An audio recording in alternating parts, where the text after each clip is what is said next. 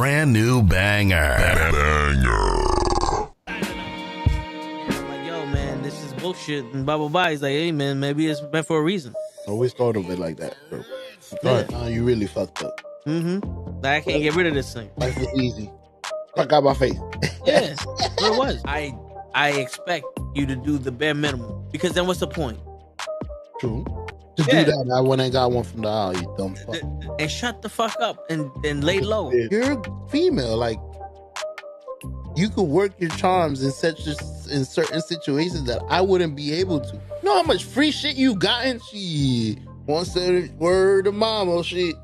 Oh, got him. We understand it's gonna bother you. Some of us went through it. Some of us are gonna go through it. Yeah. Well, we wasn't ready. I wasn't ready to go that deep with you. You don't really know what you want to share with my heart. No, look cock.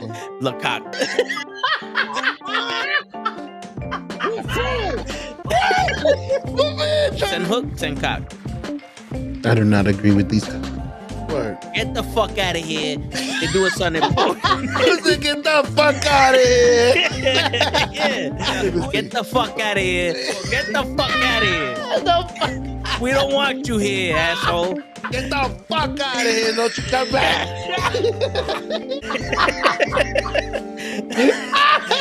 I stay loose, I stay hype. I stay loose, I stay hype. I stay loose, I stay hype. I could do this all night, cause I do what I like. Yeah, I do what I like. Yeah, I do what I like. Sipping goose, sip is right. And I go with the flow. Yeah, I go with the flow. Yeah, I go with the flow. Cause I know I'm the show. In the zone, here I go.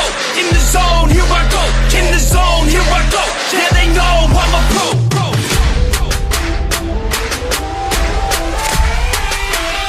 Let's go, let's go!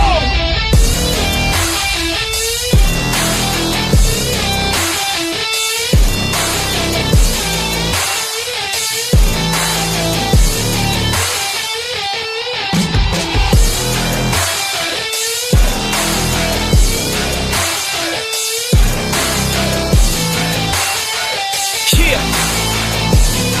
Let's go! Here I go, I get lit, I get hype for this shit. Right.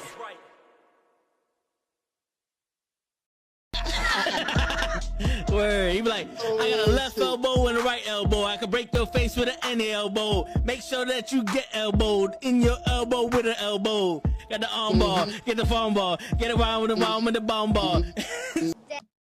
Yo, and we are live. What's going on, mi gente?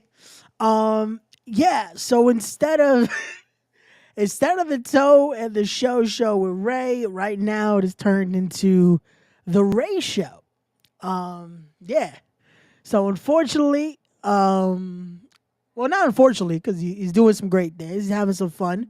He's out in Florida. Toe will not be here with us tonight. Toe is enjoying some family time. Shout out to Toe. He's getting to enjoy the nice weather in Florida, and we're still in the cold. But Show, I don't know where Show is. Show will be here eventually, but till then, I am here. It is just the Ray Show at this point. We might have some more guests as well. Ray take over 24. Basically, I'm going to be here. I'm here. It's a little different than my usual show because on the Respect the Craft, it's usually the interview. But today we're just talking. We're shooting the shit. We have a lot to talk about because I do have. I could talk about the insanity that was last night. Which if you haven't already, if you're a fan of independent wrestling and you have Fight TV, Thriller TV, it's one of the two things now. It's a where show. I don't know, Kenny. I just sent the link again in our chat room, so hopefully Show sees it. If not, I'm gonna be alone. Last night looked dope. It really did. It was really fucking dope. It was a good time. It was top to bottom. The card was stacked. The vision of what my boy Isaac had, man. It doesn't put. There's no words to talk about how fucking amazing that building was last night. Like the feeling of just seeing a show made by people that genuinely love New York wrestling and the scene and wanting it to be something better and getting to be a part of that show last night. Oh, man. I did a post this morning and I have another one that I'm ready to post that I might post tonight. I might leave it for the morning. I'm not sure how I'm going to do it yet. No, it's all good, bro. Yeah, it's all good, Kenny. Handle your business, handle your things with the fam. It's all good. I will ramble here till show gets on. If not, I'll just do it alone. It's all good.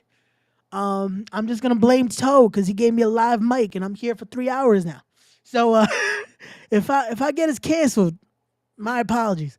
But yeah, last night was insane. Last night was truly just insane. That card, man, having from top to bottom just talent from all over the world. Having guys from the East Coast, the West Coast, North, South, all over the globe. We had international talent like Arez. We had talent that's been wrestling across just everywhere. We had people that have been wrestling in Japan the last few months, in Dante Leone and Teriyaki. Yes, the guy's name is Teriyaki. Great competitor. I had him on the podcast this past week, actually. Amazing young talent. So hungry. So he's gonna be big. I'm telling you now, that dude is gonna be big. And yeah, I would not be surprised if a lot of the guys that were on that show last night will be having a contract by the end of the year. But yeah. What else can I say about that show last night? Because I don't want to spoil anything. I don't want to talk about like results. I don't want to say anything like that. But I will say, if you haven't already, make sure to go to Fight TV, go to Thriller TV, watch Arrival in its entirety because the event again is sick. Please, if you are someone that understands the language of Spanish, please watch that main event and let me know your thoughts on my commentary, because I was able to make my official Spanish commentary debut, because I've done Spanish commentary once, but like I was telling my broadcast partner last night, and I was telling him I really have only done it once, but it was over like a voiceover. It was like recording it off an actual show. So being able to do it live and in person last night, especially in the way we did it, because we did it over Fight TV, it was insane. It was an honor to be able to do that, and I'm glad, hey, it happened. And look at that. Look who showed up. He's in the building. Hold on. Let's bring him in. Hold on. I forgot. Now I could do this. I was gonna say, where's my Hold on. flute, Ray? Hold on. My apologies. Look at this. There you go. Now, because I don't got the button. I'm not Toe. I don't got buttons here. We don't need buttons here. You got the flute. That is a lie. I got buttons. The But program has buttons. do you have this one? Girl, fuck you, Mama Webble. That the program don't got that. We need that. All I got is this. Someone's at the door. So if anyone else joins us, because again, I sent the link in the chat. So if a surprise guest shows up, Who is it? someone in the building. Come on in. But what's going on, show? What's up, man? How's everything? I was chilling, my brother. I was rushing here, trying to fix things. Made a little cafecito. I'm like, yo, Hey, I look at the time, 9:00. Oh, it says 9. it's all good. Hey, I can report we have started on time. I started exactly at 9 on the dot. The program decided not to be a dick and let me actually start the show at 9. So we good. We in the building. We're in the building. On time, live and direct. Lonnie is in the building. The call up is supposedly only 8 minutes late. Girl, fuck you, Mama Webble. Mind your business. You're not here. Don't worry about it. Don't time me. I called Ray earlier. I told him to punch me in at 9. Don't worry. Put it on the timesheet. The boss ain't gonna see it. Toe tags ain't gonna know. Well, you kind of just let him know because you said it on the air. Man, to toe tags over there in Florida. Girl, fuck you, Mama Webble. Appreciate it. How you doing, man? I'm good, man. I'm still on the energy of last night because yeah, it was a crazy ass show last night. Hold on. Like I said, I'm gonna do this now because every time someone comes in, we got Kenny in the building. From the barbecue. We kind of got Kenny in the building. I hear music. I hear bar music. Oh, I see ceiling. Ceilings. There you hear go. Oh, what's happening. hey, we got Kenny in the Yo. building. Yo, what's going on, Kenny? Nah, I'm at Target. Yo, I was there I earlier. like your music. Yo, I legit was there earlier. I was at Target. I had to do some The shopping. one in Queens. I was at the one in. I'm in the one in Queens right now. That's where I was. Oh, shit. What is it y'all get in Target, man? Yo, I got some gummies. That's why I got in Target. Well, I'm Got some- sitting. Well, I'm here with the family right now, so they was getting something. They was getting some stuff, and I'm just here. And then I end up finding something at the Target for Toe Nice. and Gigi. So then I picked that up for them, and now I'm Nice. just here waiting for them to check out so I can get out of here. Nice. I was gonna ask that. Did you go to the WWE section? I usually go to the Yeah, figure. there was nothing there. Damn. No, yeah, they legit, bro. They had nothing. Like I always like to look to see if they got any Right. good WWE figures, any AEW figures. Mm-hmm. And when I went, they only had Penta and Britt. I can Yeah, imagine by now the Penta's They're probably still gone. here. Wow, that's crazy. Come on, give Penta a break, man. He deserves. Come on, man. No, that's what I was hoping by now. How you doing? Hey. Welcome to the show, the Kenny, Right. and the Jackie. They're like, "Yo, who's that?" Because they never seen your face. Oh damn, my bad. No, but he has his face down. Come on, man. I've been to your house, Jackie. Don't be like that. No, she's never met Ray before. Yeah, Oh. I'm still new. Remember, I'm still the intern. Apparently, yo, the amount of times Gigi called me an intern last night at that show. I was like, yo, I can't just be Ray. Like, no, I gotta be the intern while I'm at a show. Did Gigi beat you up? Yo, she did it in front of one dude. She kicked me in the stomach. I was like, damn. Shit. Psych! Yo. Fucking Gigi. She's always up to no good.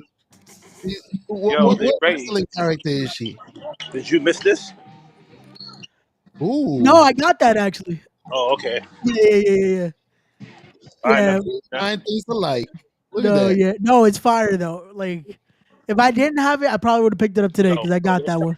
Yeah, that I want to show you. That shit is fire. Hold on a second. What section am I? Oh, okay. Yo. That is funny. Yo, I missed that. Damn, I didn't see that when I was there. Can I say hi? That's fire. That's Big fire. Hey, what's up, little man? What's up? Hey, Is that the Duncan champion? you live. We live. We live in the Live, building. man. I'm gonna let y'all go because I don't want to I don't want to the freaking music. Got you, bro. Got you. You enjoy the time with the fam. Target, man. We'll talk to you later. Deuces. Man, fuck out of here. That's right. Kick him out. Kick him out, Ray. No I want mercy. to kick him out. That's fucked up. Look, there's a replay behind me. There you go. He's still live. He's still in there. He's gonna Hold on. disappear. Let me see if I can. I want to fix this. Hold on. Give us 1 sec. 1 sec. Hold on. I'm trying to fix it. Hold down.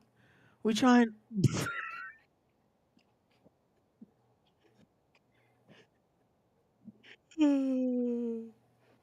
Hold on. I'm trying to fix this. 1 second. 1 second.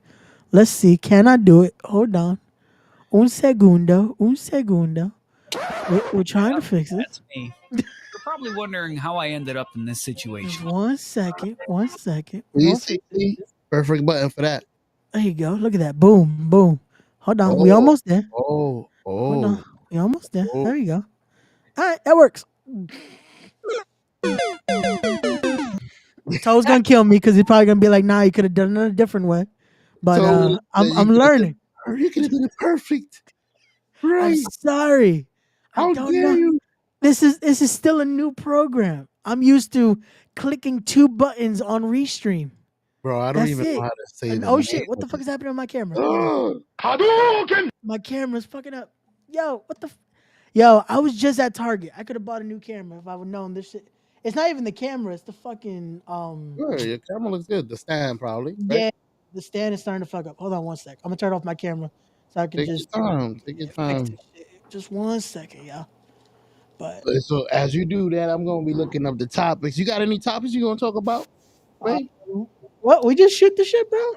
Hey, we can shoot the shit. I do have one that I was watching videos. Matter of fact, we could watch. I remember that you usually put up the video that we are Yeah, gonna. we usually play at least the sound clip of it. So if you Okay, want to send it okay, to me, I'll play it over my mic so that way they can perfect. hear. You can play the video. I'll share the video. Oh, that works too. That Yeah, works too. yeah. It's Okay, not. we It's should not. be good now. I don't think it's copyrighted. We're gonna find Well, out. Fuck we about to find out if this. To's not here. Let's fuck everything up. Ray, by the time he come back, we not even gonna have a channel. Fuck him. I But told him not to leave me here by myself with you. well, you technically not here by yourself. I'm No, no, here. I don't got no guardian. He fucked up. Hold on, let me press the buttons, Ray. I was Oh, gonna say technically you have control of this too, because unless know. you joined with the link I sent. If you joined with the link I sent, you got no control. No, I joined with. I usually just go to my history. There you go. So yeah, you're good. You Yeah, technically have control of this too. I be minding. I just. I don't be looking. I'm like, let me just go in through here. Yeah, Take for this stream, I think it's me, you, Toe, and Krills as creative control. Oh. Then for Mondays it's the whole squad, and Thursdays it's the whole squad. Yeah. I like it. So Ray, please tell me about yesterday, man. Is that Bro, that show, like I started with that because bro, that's why I'm still tired because I got home at like 1ish to eat uh-huh. because I was like, yo, I don't like to eat before show. That's my one rule of like I don't want to like just in case, even if I'm not bumping, I'm not doing anything. I don't like to eat before a show. Smart. You never know. In the middle of your No, bro. No, my luck is I don't want to fucking get like I don't want to vomit during a fucking show. Damn. Like so it's like nah. Especially that I knew I was gonna be worried because of fucking commentary. Because I was nervous as hell, man. Because again, I've said it before. Me doing commentary isn't the first time around, but doing Spanish commentary, I was nervous as hell. Well, this was your second time because I remember you had. Damn, I just shrunk. I took down my pillow. But anyways, this was your second time, right? Because you told me the first time you were freaking out was the last time that I texted you. So this was Yeah, that was for the um for the interview that I did that. perfect. So that was Yeah. practice. Yeah, but to me, like doing that, it's on like I explained that to a few people that the interview is like that's on my channel. So if I fuck it up, it just looks bad on me. Got you. But doing commentary and doing it in front of, well, not in front of, but technically, already fucking shit up, poop during the. Ah, shit. We got Toe in the building. What's going on, Toe? How we Toe. fucking it up?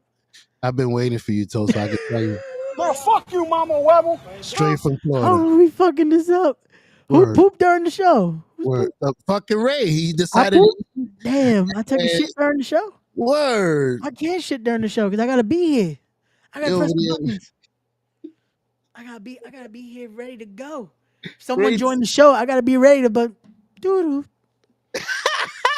Ray Only thing take- that I fucked up was I Pyramid. wasn't ready to do this.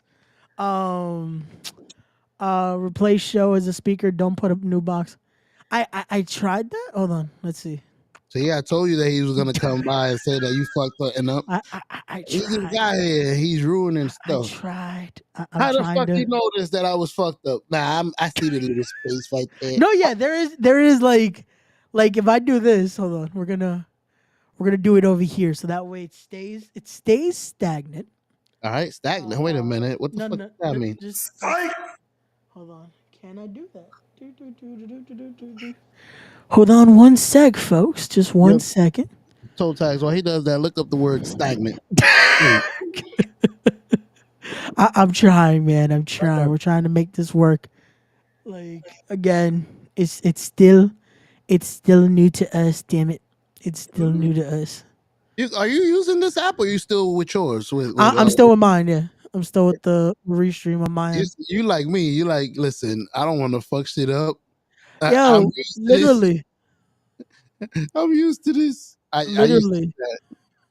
I'm just like I know what I'm doing on this one. Yeah. I'm gonna keep it to this one. So they And annoy me enough for me to learn something else.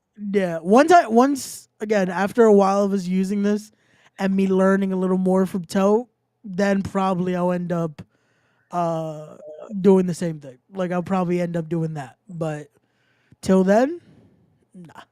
So far, so It's good though. it was almost there. Hold on. Uh, question: What's where up? did you guys hear about this? Because I never. This was actually on Toe because Toe was the one that brought up switching, and then he found this, and I was like, oh, that works. It looks nice. Very nice. It looks very nice. It looks We very nice. looking good. It looks cool. Yeah. So I got the video on cue whenever you're ready.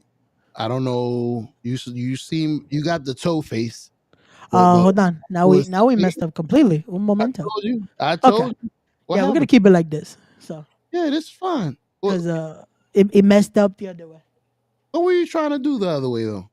I was trying to add you as a to just make you fit in that box the way Oh, Toe has it. the Instead other one. of instead of you just being as a what's it called? Like having to fit you into the box. Got you. It just replaces Toe as you in the box, basically. I know, but he probably left the password, so you won't be able to replace his ass. No, yeah, I can definitely He's do it. that fucker. No, I definitely can do it. It's just I don't know how to yet. So No, it's cool. I'm trying to learn little by little. I'm looking good right here. Got my Ric So Flair we robe. will learn eventually. We will learn eventually. Somewhere sir. Toe is like these motherfuckers. I can't Can't leave him for 2 seconds. facts. But okay, when you're ready, show hook us up with that video so that way we can go into these. Give me just a second. So we can have our first official topic of the day. Boom. Let me see if I can. Can you? I can't hear it, but let me share the screen. Share the screen.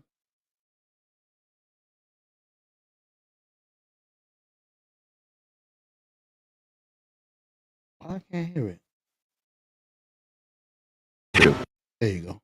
All right. Here's the question. What age is too old to be wearing Jordans? There you go. Did you hear it? Yeah. What age is What age is too old to be wearing Jordans? I heard that question and I was intrigued because I'm getting to an age Yeah. where my style is changing. Okay. Because we ain't all as young and useful as Ray. I'm getting into my 40s, so I'm like, am I allowed to wear Jordans? When I heard that question, I'm like, but I'm still young. I still look young. I still look good with my Jordans. Well, the other day I couldn't walk when I was with Gigi. Remember, fucking Jordans. I couldn't walk. My feet hurt. So, but anyways, what age you think is too old to wear Jordans? I was gonna say, is there really a how should I put it? Is there really an age like that? Like, is there a thing like, oh, you have to be a certain age to stop? Like, I don't think so. I've seen some. I ain't gonna lie. I'm from New York. We're Yeah. from New York. yeah, I've seen some old dudes with swagger.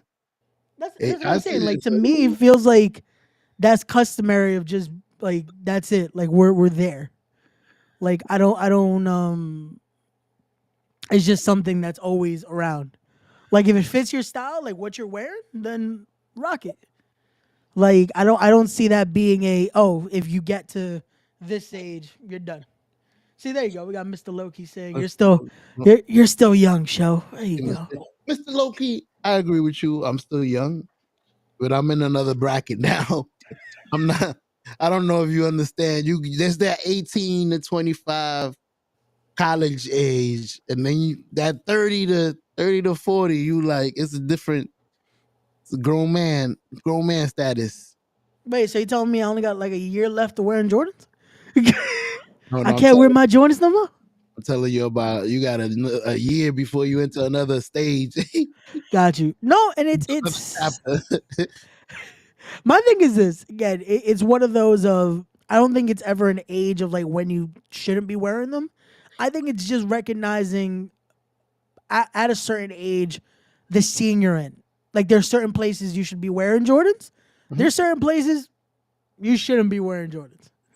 Like have a nice dress pair of shoes. As some people still don't know the idea of make sure you have a suit for certain occasions. You know? Like Never know. that's the thing. Like hey, there you go, Mr. Loki said I'm 49 and still got fly shit. There you That's what I'm go. saying. Look Is at there that, some Mr. fly, Loki. Age is fly just a old man number. out here? Like I always say, to me, when people say, "Oh, I'm this old," it's like, nah, you just that's how many years of wisdom you have. Like that's at least that's what it should be. The older you get, it should be more experience, more time that you're now learning, more experience to be like, to go through it, to now have stuff that's like, hey, I've gone through this before because of said experience, said tenure, if you will. Yeah. So with Jordans, it's again, it's just it's a thing because then we're gonna start going into. So does everything have a time value then? Like, should you be wearing baseball caps at a certain age? Should you be wearing this at a, like if we start going piece by piece, like I believe some stuff have timestamps. I can't. Maybe graphic tees with the cartoons and stuff. okay, Those might have a time limit on them. yeah, that I could see. That I could actually see. Of yo, you good over there? My fire alarm is going off. I heard it. That's why I'm like, uh-oh. Yeah, that's what I was. I muted myself. But anyway, Got you. I don't smell smoke, so we good. If we Okay. smell fire, As long as there's no smoke, then estamos bien. So, exactly. We'll go live from outside, butt naked. We here. Everything is gone, but we here, baby. let's hope not. But no. Yeah. So it's like, I do agree on that though. I do agree. There's always going to be a timestamp on certain things. Mm-hmm. With Jordans, I feel like it's as long as it fits the scenario. Like, yeah, I might be saying that now also because I like wearing I like wearing basketball sneakers. Like I'm not Comfortable. I the only problem is if I had the option, I'll probably wear a lot more dress shoes. Problem is they don't make them wide enough at times, and I have that issue of needing fucking wide shoes. So That makes two of us, and I am going through a binge of shoes. Is trying to find comfortable shoes. I got to go up in sizes to get wider. I'm really a 10, but I usually have to buy a 12 to get the width I need, unless no, I buy certain shoes. bro, it's an issue. Like legit with certain Jordans, I'm like, okay, I'm an 8 in these, but I got to be like a 9 or 9.5 in these. Mm-hmm. Like, I learned the hard way that day. I'm a 10, but that day I was a 12, and my feet were hurting like yeah, a it motherfucker. was over there. It's like, nah, you donezo, you I donezo. took the shoes off in the middle of the street and just started walking barefoot. Ask Gigi, I look like a crackhead. Yo, son Said, was give like, me 100 nah. for these. Son was like, nah, I'm done. No mas. Yo, Um, you know what's crazy? As you was talking, you brought since we shooting the shit, yeah. you made me think about something. And you like telling me, man, show you don't you're not old. The reason I think I feel old, and God forbid, is because I see a lot of people around me young dying, like my age. Yeah. Like I had a friend that died at 31. Uh, I knew somebody that died at 30. Like there's been a couple of people that my coworker just died, had a Jesus. heart attack. I'm gonna say he was in his 40s. Yeah. So with all that being said, it's been been a little scary. So I'm like, I'm not. I don't think I'm in the last stage of my life, but it's like I gotta live in reality, I guess. Yeah. No, it's a harsh, I guess, new reality, you know? Like It's it's not as we move on in generations, it starts to look like that age range is a lot shorter. And it sucks. unfortunately. Because it used to be for other reasons. It used to be violence would cause that. That it's like people are dying younger and younger. Hmm. And now it's like, no, they're just dying. Yeah. And it sucks because it's like, and there's a lot of options because of that. A lot of it is still sometimes it's just fucking violence does it. A lot of times it's just overwork. A lot of people it's still stress fucking kills, man.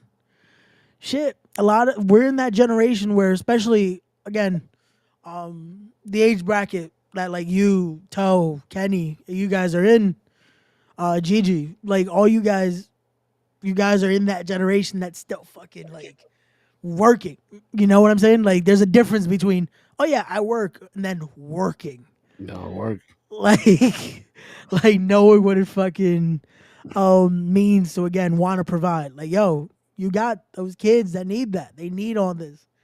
Mhm. And it's putting that extra stress. Like and that's unfortunately that's a silent killer too cuz it's like, "No, I'm good." Like I'm putting in those hours. I got to do what I do, but like that, it's fucking gone. It's crazy. It's, I think I've spoke about this. Like shit, my dad was like that, man. My dad was someone that fucking on days again. He was a person that on his day off, he would still fucking go in if they would call him. And now what? Now fucking that job, they didn't give a shit. Like by a week, 2 weeks later, someone already replaced him. probably even less. It's crazy. We gotta find somebody new. No, and that's unfortunately how it is, and how fucking how people don't see that till well they never see it unfortunately. A lot of times they're never the ones that see it. It's everyone else that now sees like damn. So that's how cold life is. Like so it's something I guess to keep in perspective, but as well to not let it control the way you still live. Because if we live in fear of that, we wouldn't do anything. You know, because realistically, because this is how I look at it now. I still live every day like it could possibly be my last one, but I don't live it in the way of being scared that's my last one. It's more of living it like, hey, let today be as prosperous as it can be. Mhm. So if it is, I'm satisfied with how I left it. Instead of, fuck, let me do everything I want because I could possibly, you know? Like just to me, it's like that glass half full, half empty mentality. Correct. Look Like at it. if we don't look at it that way, then again you're living already at a loss. It's crazy because I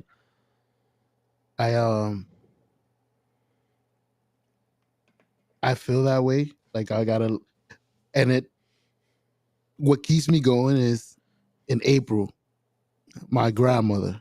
So she's gonna be turning 100. So she's defying. She's so I'm like, if that's in the bloodline, come on, grandma, give me 100 over here too, because her mother died of 106. Wow. So it's I guess it's hereditary. Yeah. No, that bro. See, and that's man, that shows you though. Like again, that generation, those fucking generations, man. They beat so much shit, and they went through so much. And nowadays, yo, this shit has gluten. Motherfuckers are dying, you know. And I don't want to go into that combo, but it's like, bro, Oh, that's how sensitive we're in. That it's like, oh man, I got a paper cut. That's it. I need 5 stitches. I'm Like dead. you know, like, and I hate it because a lot of it's my generation now. That's what Mhm. I hate. That is a lot of the people that are around my age. That I'm like, yo, what the fuck are y'all complaining about? Like, Little by little, yo, it's crazy. I didn't believe it that it was an age group thing? Nah, it really is. It really fucking is. This is why I make the joke every time when y'all be like, "Yo, Ray, so how do you talk to a girl around your age?" I'm like, I usually don't. Oh, I nah. usually talk to someone older. Word. Because it's like no, and that disclaimer again, older. Just so no, don't be weirdos on the fucking chat. No. I because again, a lot of the people, a lot of people I went to in high school, to high school with, a lot of people fucking still were in that kiddish mentality. And I digress though. Maybe unfortunately because of the circumstance I ended up being in my last year of high school, that changed how I had to think. But just being that way, I was like, nope, this isn't for me. Like I had to learn how to quickly adapt and realize how real life can be. You know? Mm-hmm. So when I Life see is people that are still in that, like now being adults, that's the thing. One thing is we're still in high school. I get it. You're still trying to be a kid, still trying to enjoy before life just fucking hits you. And but now that we're fucking in our mid-20s, we're doing the shit that we're supposed to. At least I would hope everyone is. Um, and you still have that kind of mentality. What the fuck are you doing? what's Like, wrong with you, dude? like legit. I think it's generational though, because I was listening to my kids playing on their Xbox, and you'll see someday when you have kids, right? Yeah, You'll listen to them talking and joking around, and you'll be thinking to yourself, "Was I like that? That's corny. Like, what are you guys? They calling each other gay and they're doing this, and I'm like, what are you guys doing? Like, that's not funny. Like, what is wrong with y'all? My kids, they always like, Dad, that's how we joke. I'm like, I don't remember me joking like that. Like, I don't remember. I remember stunning a couple of people in school. yeah, That was our thing. I never used to curse on nobody and just stun them. Couple of middle fingers, kick them in the stomach, boom, drop to the floor, and just run away yeah. before they catch you.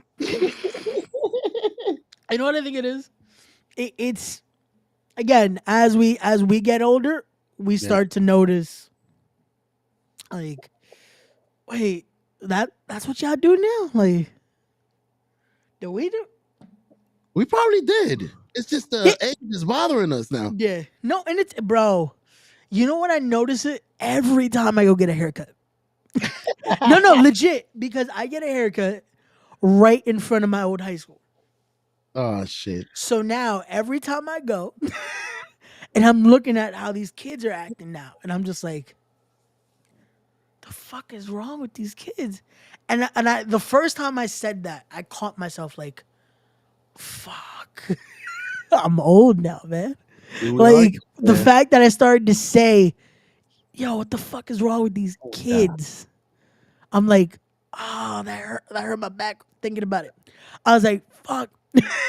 I'm like, I'm now that person. Like, Yeah. I remember when I was the kid and fucking like, yo, when someone would say, just for you saying certain something, you would get these kids. And now Yep. I'm that fucking guy All saying these kids. these kids. And now I get why they said it, because they probably thought what the shit we were doing was stupid. But I'm looking at these kids, bro, because this is something I still don't get. And I don't, maybe you can relate. Please. Back in the day, when you got out of school, what's the first thing you're trying to get away from? The school. Right? Like I'm not going nuts. I want to go home. It's like get the fuck away from the building, right? Yeah. I'm out of here. What? Every time I go, usually when I go, it's like maybe 1 o'clock, 2 o'clock when I go get my haircut, and they're just chilling outside the building. I'm like, what are y'all doing around the school? Damn. Like, I'm like, yo, I remember, especially, and again, kids that are listening, do not do this. I was a good boy. I'm just saying, allegedly, I did this. Once in the blue, that I would be like, yo, because the funny thing was, allegedly, I would even walk right in front of the security guards and be like, hey, have a good weekend, especially on Fridays. Like, hey, have a good weekend, everybody. See you guys Monday. And a lot of the times, because they already knew my mom too, they would be like, "Oh, is your mom out there?" I'm like, "Yeah, she is." Let me holler at her. Like, I would just walk out. And again, first thing I'm making sure, getting the hell away from the school. Word, I'm out of I here. would see these kids sometimes as early as that, maybe like 10 a.m., 11 a.m., and they're still just chilling around the school. I'm like, yo, so y'all cutting class and sticking around. Like, what? Bro, Like, the last thing I want to do is I'm trying to like leave a class is stick around the building. you Like, you just put two and two together for me. I know what the problem is, right? what is it? Parenting. Back then, when I was young, there was a reason why I wanted to go straight home. Always. My mother, when you get the hell out of school, you get on the bus and you be home by 3:45 on the dot, or we have an issue. 3:50 at the latest. This is for you to be able to be outside of your high school chilling and mingling and hanging and partying is because you don't have a parent.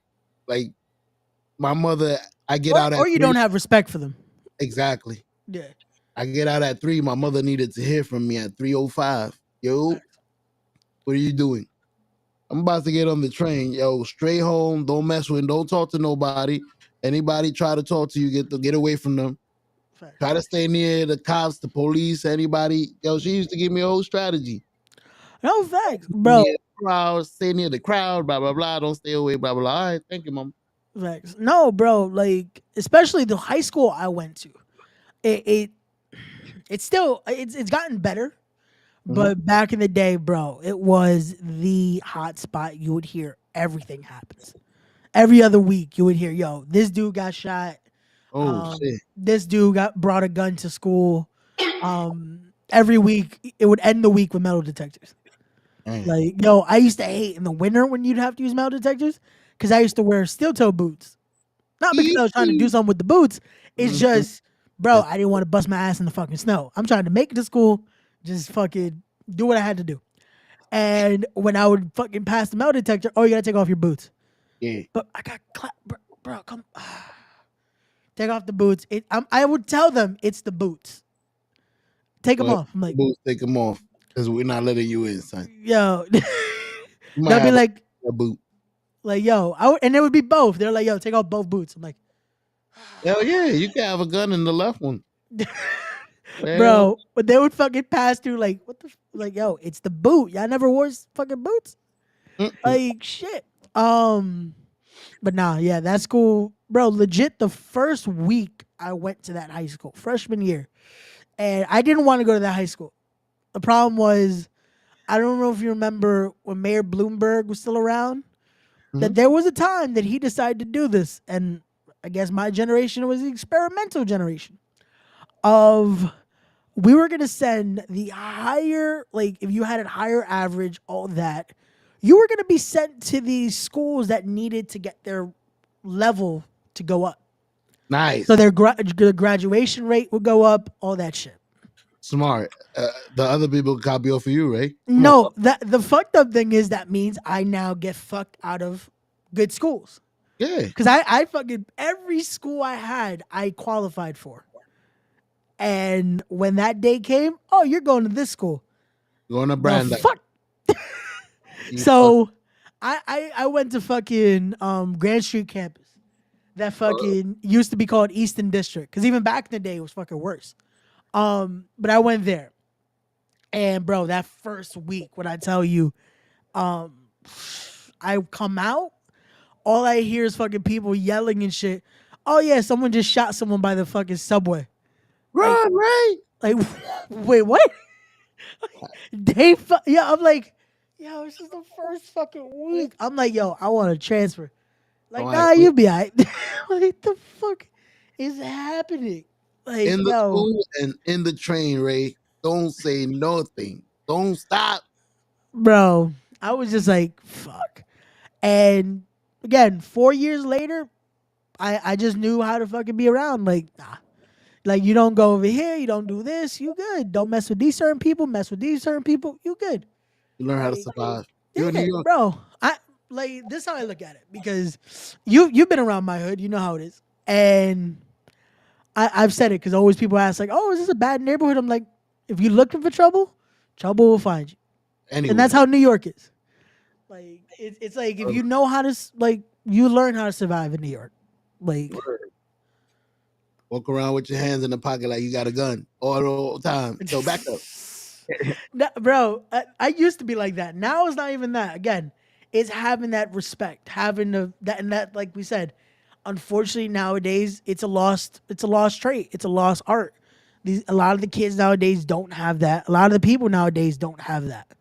Like you see adults that don't have that shit. Yo, again, I'm in the fucking projects. When the first thing you fucking see when you're in the project, especially that first hallway, just a bunch of people waiting for the fucking elevator. Mm? And I never understand this. Motherfuckers will wait right in front of the elevator and expect, like, yo, people are gonna try to come out. So what do you expect them to do? If you don't fucking move, you're gonna get pushed.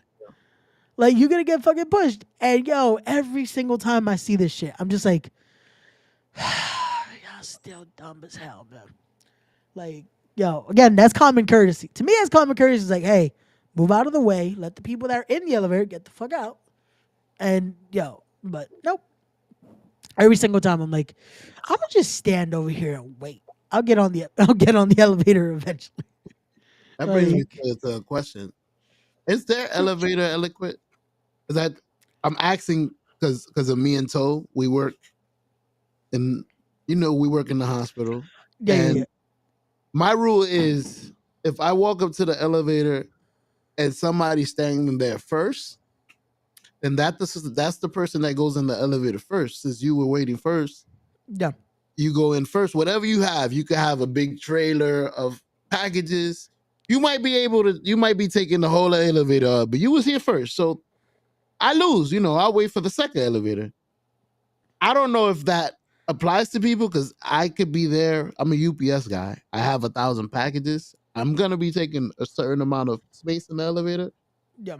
I could be there by myself waiting for the elevator, and 4 to 5 people could come around the corner and cut in front of me as I'm about to walk. I'm like, can I get in the I was here.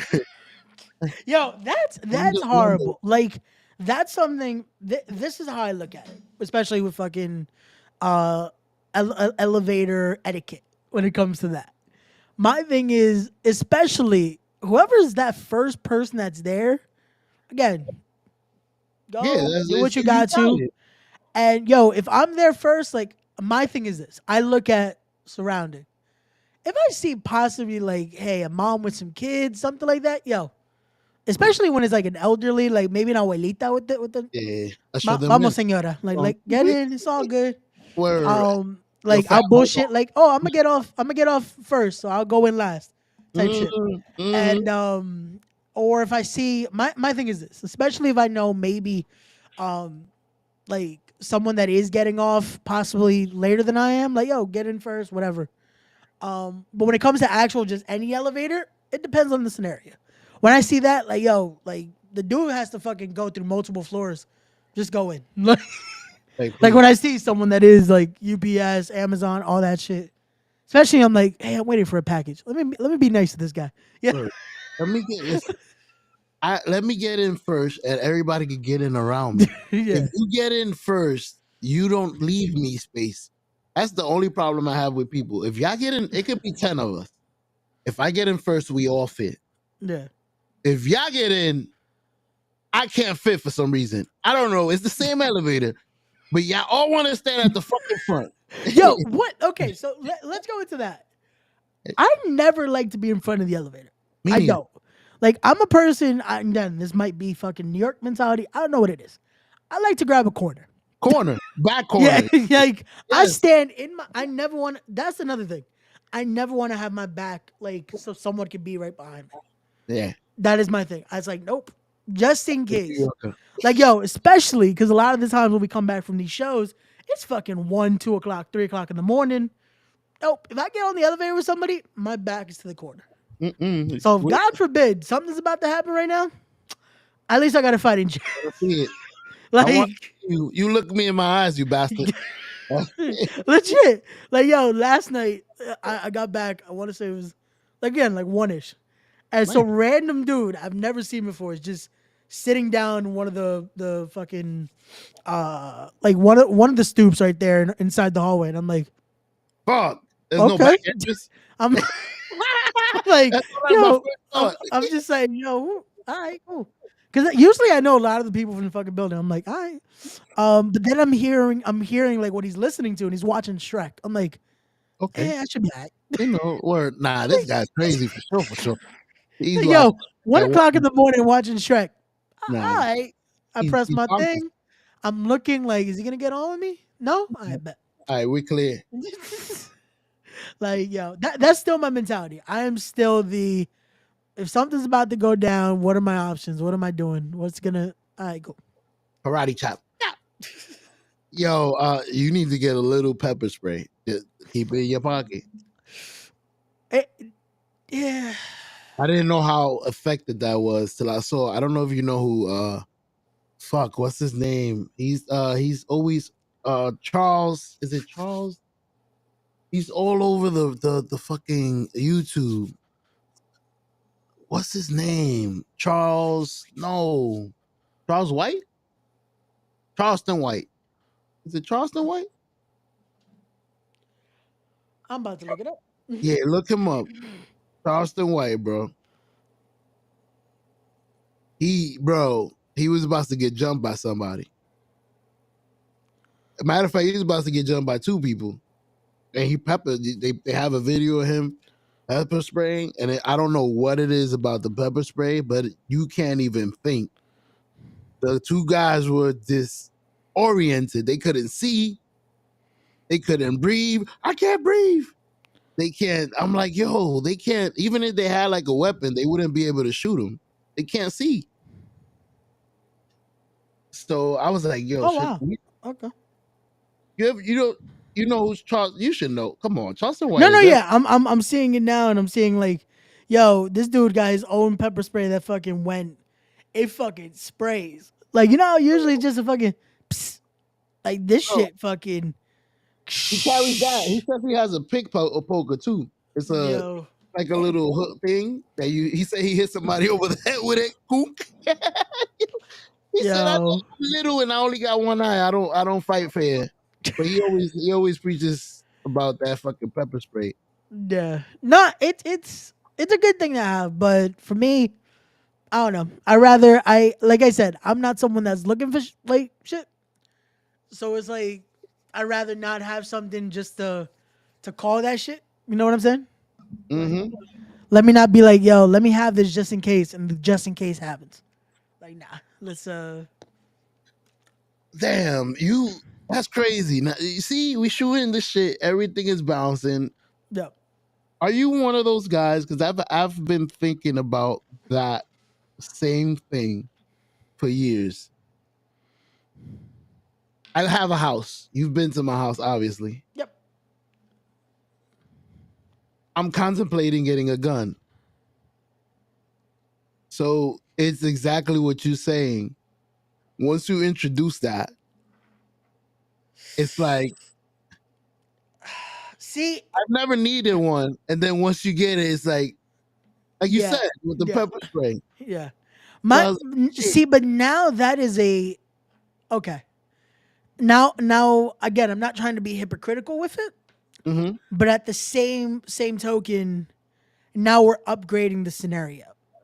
Oh, he said we stepping it up to DEFCON 3. No, because now again, like I established earlier, the reason you have to do the things you do, you have multiple children in that household. Mm-hmm. That again, it's your property. Someone breaks that seal, you have to take law into your own hands. Somebody crazy, you know how. So, wow. To me, having that it's almost second nature now, especially with how fucked up society is now. Sometimes you need that in your house. especially with a nice house. Like, yeah, it is a nice house. Yeah. So that to me, I don't think it's calling for something to happen, but that is that is again protecting what you've worked for. You know what I'm saying? I agree. I Like to me, that is a whole different scenario because that is something where again, unfortunately, things do happen. Unfortunately, things can happen, and it's better to be sure than being in a scenario like that and now what? You know? I I agree with you 1,000%. Plus, we do have animals out here. We do have bears. Yeah, you scared the shit out of Gigi the minute you mentioned, hey, there is bear. Yeah, we do have bears. I've literally seen it myself. I don't know if there's grizzlies around here. Duh. But this was a big bear that crossed the street as we was driving to work one day. Big bear. Like I've never seen a creature like this. Like I see it coming from one side of the street, because in my house is woods. Yeah. I see something big moving like a car from one side of the woods, hits the streets, cross the woods, and I'm thinking to myself, this is not a deer. This is moving it's the size of a car. Like, what is this? Because it's on all fours and it's jogging. Oh fuck. Yeah, nah. Bro, I don't Oh, know how like, you oh, are calm during that I know scenario. that 'Cause I'm going about 50 miles per hour. That kid, Oh no. Okay, yeah, you're in a car. yeah, Okay. I'm I in was a gonna say. car. Like I'm not Okay. walking. Oh, I thought you were walking. I'm like, bro, I would have fucking been. I would have. That's it. The bear would have got me because I would have been passed out on the floor. Nah. That was. I But would you, have been fucking. they don't like the meat. You was good. That's really how you survive. Play dead. I heard. Like, no, bro, I would have fucking been like, psh, just fucking, Word. I'm dead. You got me, dog. You know like, what? fuck, Make me into a snack. I'm like, yo, that's it. Like, the dead. bear would have been like, that would have been the bear. This Like, was yo, snack I ever had. but nah. Well, you might need. You know what you're gonna need for that? You gotta fucking, you gotta do the Dave Chappelle. Buy the fucking, the fucking, he explained in that joke about the different shots for different kind of animals and shit. The But he butt. wanted to buy the buckshot, that type of shit. But the funny thing was because he wanted it for home invaders, but to legally to sell shit like that, they recommend other things so you don't buy actual ammunition to kill a person. You know? I wonder if they sell bean bags. I've seen the cops with the shotgun that looks like a fucking real gun, but when they shoot it, it's a bean bag. Pow! Like I've seen people drop. Um, I, Oh, I don't know. I don't know how that works. If that's something they can. There has to be somewhere that sells it, but I'm not sure. What's the legality on that? I'm not sure how fucking that works anymore with the legality of buying a gun because I know that's continuously changed as unfortunately crazy scenarios have gone down. So I yeah. know it's even more crazy to be able to buy a firearm than it was fucking let's say a year ago. Like That's the it. more and more now, it's like they have to do certain checks, they have to do certain things to make sure you can, yeah, get approved on all that shit. Because, bro, which honestly, I'm not against. You know, like it should be difficult to buy a firearm. I agree. Like it should be difficult. It shouldn't be something that's like, here's my ID, here's Right. my passport. And Like it shouldn't be as easy as opening a fucking bank account. You know what I'm saying? mhm, Like it shouldn't. The fucking it shouldn't be harder to go to the DMV than it is to buy a gun. You know what I'm saying? agreed. Like it should not be fucking easier to get a gun than anything. So yeah. But Yeah. sometimes we see how things go, unfortunately. What I'm planning on doing is I'm gonna speak to Kenny. Yeah. Probably see because I know he's an instructor. I'll probably take a few classes. See See, how. that is the good thing though. You are trying to do this the right way too, where you learn actual gun safety and you learn how to respect the weapon. Because that is something where I feel like a lot of people they go wrong with it is that they don't have actual respect and gain the knowledge of what it is they are holding in their hands or possibly using. And it's one of those things where, bro, that is a deadly weapon. That isn't just something that's like, cool, we have this little thing here. It's like, oh, it could scare someone, it could stun someone. No, that can kill. Like, as much as the joke is, oh, guns don't kill people, people kill. It's like, no, that gun is doing the work. You're pulling the trigger, but that shit is everything is with that velocity. It's fucking. There you go. But yeah, That's one of the deadliest thing you probably get to operate aside from a car. I'm guessing. yeah. Which that you know what's crazy, and again, that is when you put it into perspective. That is a crazy thing. Anything technically could be used as a weapon, you know. But Mhm. that is the when you think of a gun, that's what you think of is a fucking deadly weapon. Deadly weapon. Yeah, that's crazy. I'll end this week in scanning, see how it is. Like I said, see how it feels. Yeah. Keep one like a little safe box somewhere hidden.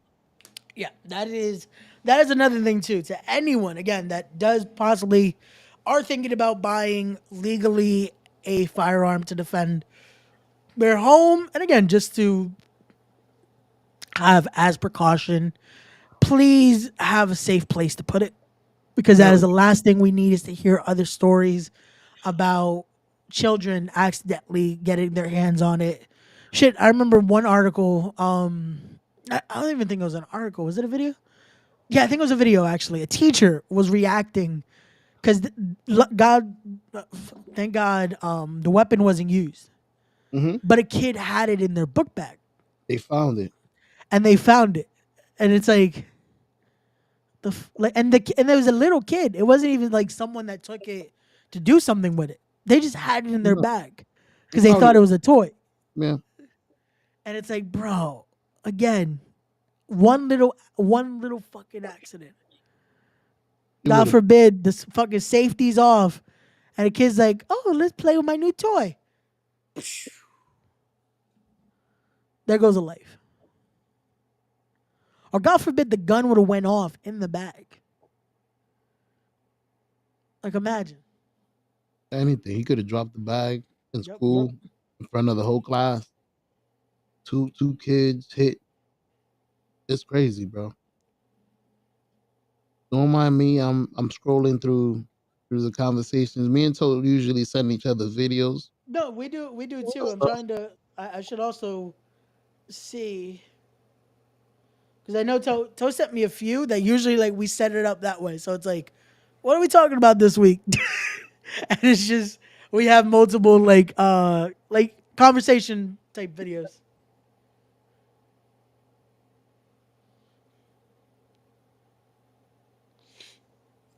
My bad. I just saw a message from. I sent a video to Toe, and he sent me a message, and I didn't see it.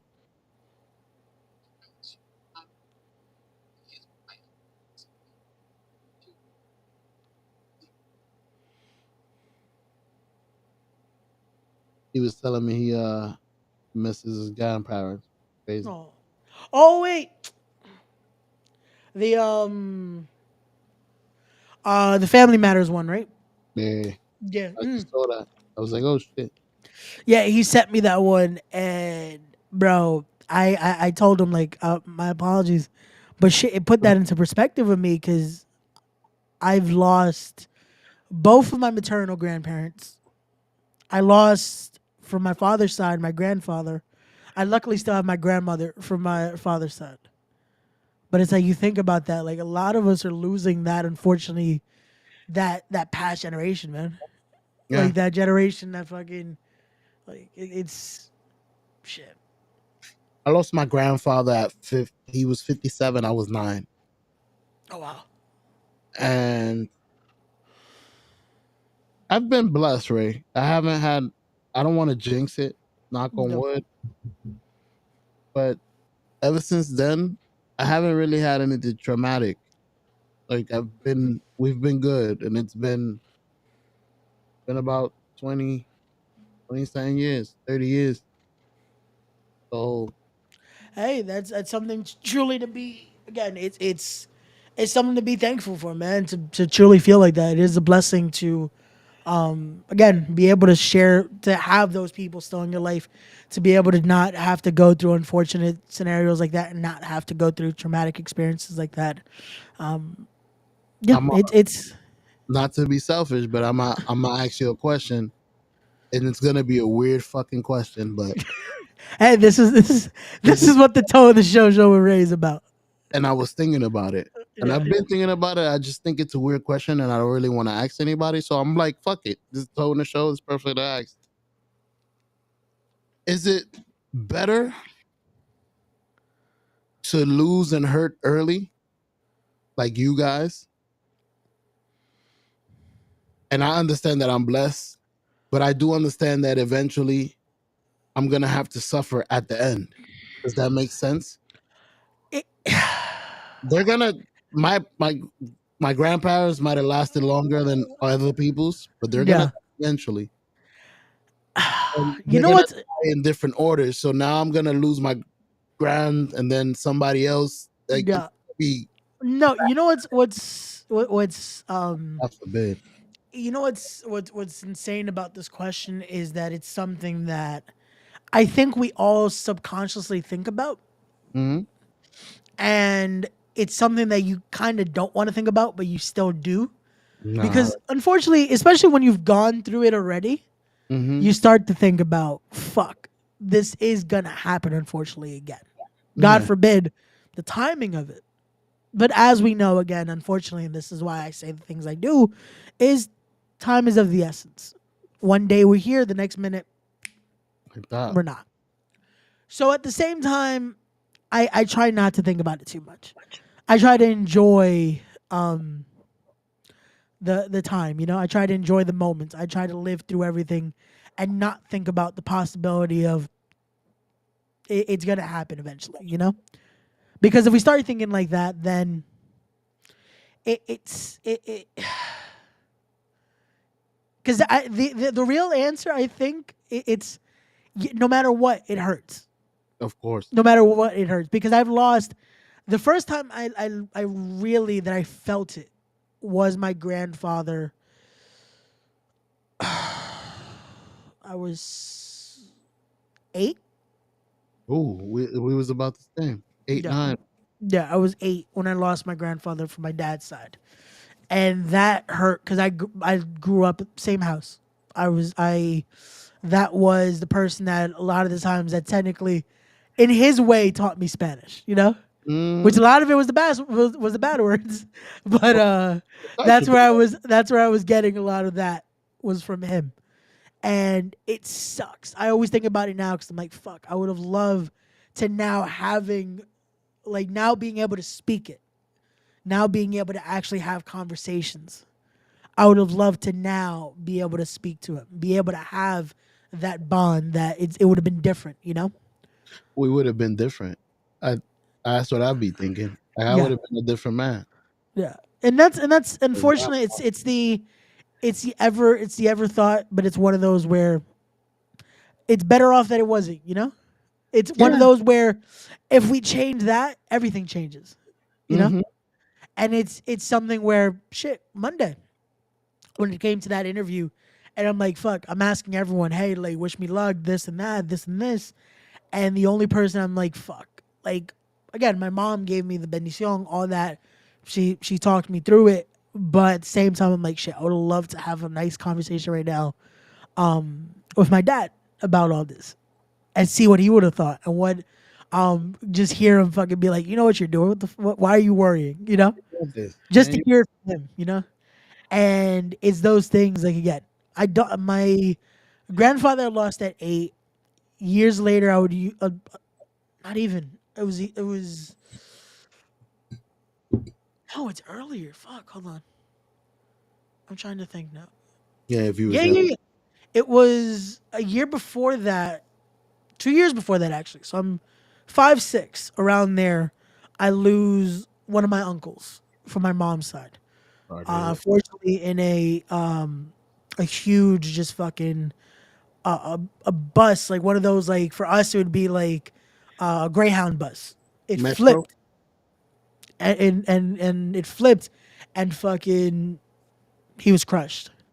That's crazy. And I'm like 5'6". Not even a year or two after that, I lose my mom's side, my grandfather from her side. Oh, So it was like back to back that again these deaths were happening. And again, I'm still not even 10. you're not even And comprehending what is going on. and then but with those, I had never even met them yet. When my mom's dad had passed away, it was the worst. It was like, and again, no one knows timing of death. That was the year. A few months later, we were finally going to Ecuador. We had never gotten to go yet because I was still young. They were like, it's gonna be too early in this. So I was 7. This is when I was finally gonna go. And a few months before we were ready and everything ready to go, he passes away. Yeah. And um again, I'm still it's not registered because at that age, and I didn't know them like that. It was like I understood what death was in a sense, but it just wasn't registering what I should feel at that time. With my dad's father, again, because now it's someone that I knew, someone that I've been there with, I've had conversations with, that it felt away.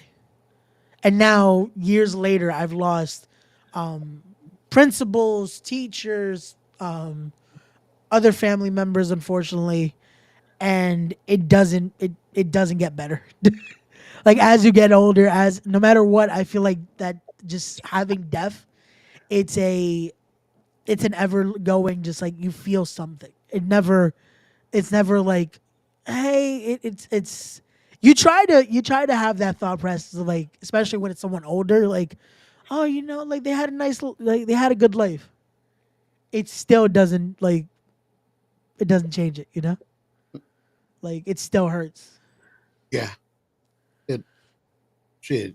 My grandpa was 57, so he was young. Yeah. It was. I totally understand what you mean. That's crazy. Yeah. No, it definitely is. It's one of those where it, it's it's always going to be that thing, no matter what age, no matter what. Especially again, the the the thing now with me that I'm kind of scared about, and I had this conversation on here before, and I couldn't think of the word when we were at your house. That I've gotten numb almost to shit now. Yikes. And when it comes to experiences like that, when it comes to something fucking traumatic, I'm getting scared that I'm getting numb. Like, I think yeah, I was on an episode of this. When unfortunately my sister went through a miscarriage, Ooh. Sorry to hear that. and when I'm like, I was excited because I'm like, shit, it was gonna about to be twins. I was gonna have. They still didn't know what it was because it was still that early on in the process of it all. And I was excited, but I was like, hey, I'm about to have more nieces and nephews or whatever it was gonna be. And when it happened, I knew what I was supposed to feel. Like I'm sad for my sister. Like this is, and I'm seeing everyone like how my brothers being with her, how they were feeling, how my mom was feeling, and I'm like, I think I'm feeling this, but it wouldn't come out if that makes sense. You were grieving in your own way. You just weren't grieving in the way that they were. It, They it's were it's grieving it's physically. weird to me when it's like I subconsciously I'm like I want to be sad right now. I want to be like this, but nothing showing. Yeah, like Yeah. not that you're getting you. I know what you're saying. You're like Hmm. you're to a point where I'm. I know I'm sad and I'm devastated inside, but I'm to the age that I could keep it composed. I know I'm sad for my sister's pain. Like you know that. Yeah. You know for 1,000% sure. Like I'm sad for you. I'm not showing it right now because like I don't like that's not how I should grieve no more. I guess that's not. I'm past that way of grieving. Maybe I've grieved so much that way that I'm used to grieving now. Like how It's weird. It's weird to explain it. Yeah, and no, yeah. and that's the thing. It's like, and I've gotten so numb, unfortunately, to this that it's like, it's not that I've ever had the opportunity to fully grieve like that anymore. Because when my dad passed, I legit had to. The best way I could say is sober up, like, and I just stayed that way when it comes to all this. Like again, I don't get me wrong. Once in a blue, a tear will come out. That moment of just like all that would just fucking hit me. Mhm. But a lot of it, it's fucking just. I know what I'm feeling, and I know what I'm going through. But at the same time, it's like nope, stern face. It's still just going through it in a sense, and it sucks. It sucks because that's unfortunately how a lot of people deal with that. And what's going on? Yeah, it's just me How and Show today. you doing, Blair? Like we said, Toe is away. He's with the fam. He's having a good time. He Blair, left us in this cold and said, "Fuck us." you know what, Blair? Since he's not here, Girl, fuck you, Mama Webble. to him. See, we'll tell him you send him down. Facts, facts. That is solely from Blair. We did not send that. Yeah, he pressed the button. Or she. No, I don't listen. Whatever you want to. The person pressed the button. Nowadays, we gotta keep it right. But anyways, just grieving and Spacey told I was Ray. I was gonna tell you, I was the opposite of what you did. No. Like when you was with your sister's pain and you said you didn't show it that much. I was the opposite. My wife's aunt died No. and I went to her funeral and I'm usually the way that you said you are. I'm usually stoic and I grieve in my own way, you know. I try to joke about stuff and that's usually how I grieve. I try to make everybody laugh. But I don't know what happened this time. This time I was the total opposite. I was matter of fact, her kids were consoling me. Like, you okay? I'm like, I don't know. Like I was in the front row, bawling my eyes out, crying. And her son came up to me. I was like, yo, you good? I was like, I'm good, bro. He was like, what's the problem? And I told him, you want me to be honest with you? I'm grieving for you. Somebody that lost his mother. And I'm imagining that someday I'm gonna be in your shoes. So it's hitting me a lot different than you. I'm suffering for you as a child and knowing that someday I will be in your position. And it's crazy. So it was hitting me hard. And I ain't gonna lie, I think I cried more than anybody. I felt like I lost a mother.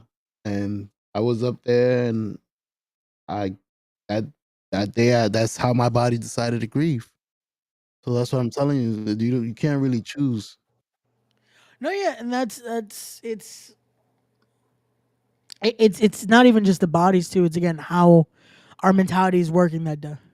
Like our thoughts just go somewhere. Yeah, Like I that was said, there's sometimes that I'm like, yo, I'm when certain holidays come or certain anniversaries or all that, like a lot of times I'll be at the cemetery and I'll be fine. I'll just go and I now it's weird. Now I'm at a point where it's just it feels almost calmer to be there than anywhere else. Mhm. And I'll go speak to my dad, all that. There was this one time, and again, I think it was just we just decided to go a random day. And again, normal convo. I like to sit on a rock. There's a certain rock that I go and I'm just like, I'm gonna chill All right. here and just enjoy and relax. Not enjoy, but like just be in the solitude of it in a sense. Mhm. And the minute I was gonna get up to leave, it just hit me. And I'm just like, why am I like I just started tearing. I'm like, huh?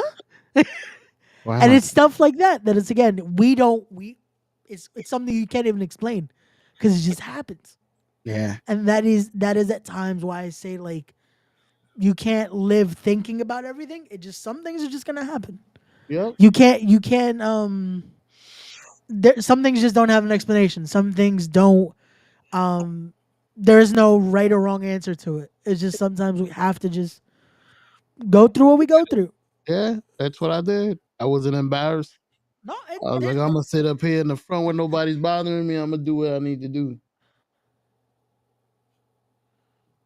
no. The thing is, there's no reason to be embarrassed. No. Like, it's a funeral. It's something where emotion is there. Like I said, to me, I feel now when I go to it, and again, I'm glad the last few years there've been few and far between, Hmm? and I thank God for that. But the last one I went to was for a friend of the family, and again, I'm seeing everyone just down, and I'm like, fuck, why can't like again going through it like I'm sad because I'm like, damn, like this is like I'm feeling empathy, and I'm just like it's subconsciously I'm like I hope I'm showing it, like I don't just look like with a Like, straight face, just there, like just fucking like I doubt it. I think like you because you know how like sometimes I'll be like when I'm really thinking like what you guys are saying, I'll just be here like yeah, contemplating. Oh, like okay. I'm This is hoping interesting. that's not what I look like when I'm in that scenario because it's like, fuck, this seems very disrespectful. That I'm just here, just like, I doubt it. When other people are sad and going through their stuff, especially me that I was balling myself in the front, I really wasn't thinking about anybody else. Like, look at this person. He's not really crying. You're not yeah, crying. What are you doing here? yeah, Like I was in my own element. yeah. So No, you and good. that's it. It's again, it's a lot of things that just subconsciously we start to think about, but at the same time, it's like Nobody thinking no about one, no one is thinking about it, But it's again, pal carajo, you. Yeah, it's you. We are our harshest judges. Always, always. It's always gonna be like that. Oh man, hold on. Let me see, because I know Yeah. there was a video. I'm trying to see because I know Toe sent me a few, so I kind of want to see if we have something we can segue into. Okay, it's the same Family Matters one. Hold on. Ooh, okay. You know what? I'm gonna play this one in the background because I like this one because it's Toe sent me this and it's like, yo, I've listened to this so many times and it kind of goes with what we were talking about right now.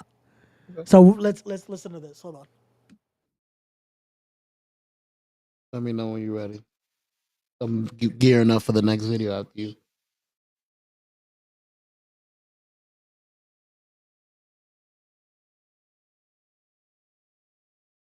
Here we go. Listen, let's All right. get something straight. You're gonna hear this from me one fucking time. I was born a nice kid. Somewhere along the line, I lost my fucking way. Somewhere along the line, when you suffer a traumatic experience when you're a young man, you stay stuck for a few years. You know, when you suffer a dad or a mom or a grandmother you were tight with, you get stalled for a couple of years. I'm not making excuses. These are all proven things. You gotta read this shit. You just don't grow until the reality comes to you of what happened. You're still in shock when your mom dies or your father dies, and somewhere along the line I went off the rails, and I'm sorry for that. Listen, let's get. I was gonna say let it play again. Oh, you want to hear it again? Well, Yeah, let's one more time for the people in the back. yeah. Listen, let's get something straight. You're gonna hear this from me one fucking time. I was born a nice kid. Somewhere along the line, I lost my fucking way. Somewhere along the line, when you suffer a traumatic experience when you're a young man, you stay stuck for a few years. You know, when you suffer a dad or a mom or a grandmother you were tight with, you get stalled for a couple of years. I'm not making excuses. These are all proven things. You gotta read this shit. You just don't grow until the reality comes to you of what happened. You're still in shock when That's your perfect. mom dies or your father dies, and somewhere along the line I went off the rails, That's and crazy. I'm sorry for that. But listen, I'm so glad I told you to play it again because I caught the whole shit the second time around and Got it you. it was perfect. Bam. It's crazy that we don't have Ray here. Good evening, Naya. Before I answer the question, I'm gonna say good evening to you. Hey, what's going on, sis? I appreciate that. And by the way, you late, so Girl, fuck you, Mama Webble. anyways, back to Ray. What I was gonna tell you is it's crazy that I wish Toe was here because he would be the perfect man for this topic because I haven't I'm not gonna say I did experience that loss at 9 with my grandfather, No, but I don't think it might have slowed me down in the way I was raised because I didn't. He was the only male example I had. I never had a father, no. so he was your grandfather. He was always the one in the house. He's the one that got me into wrestling. He's the one that showed me 9 years of my life as a man, and I have 38 here. In those 9 years, he taught me the most he could, or the most from a male, because I'd never had a male example. So that was a traumatic. That was the last traumatic loss for me, and I really don't feel like I was old enough to get stunted.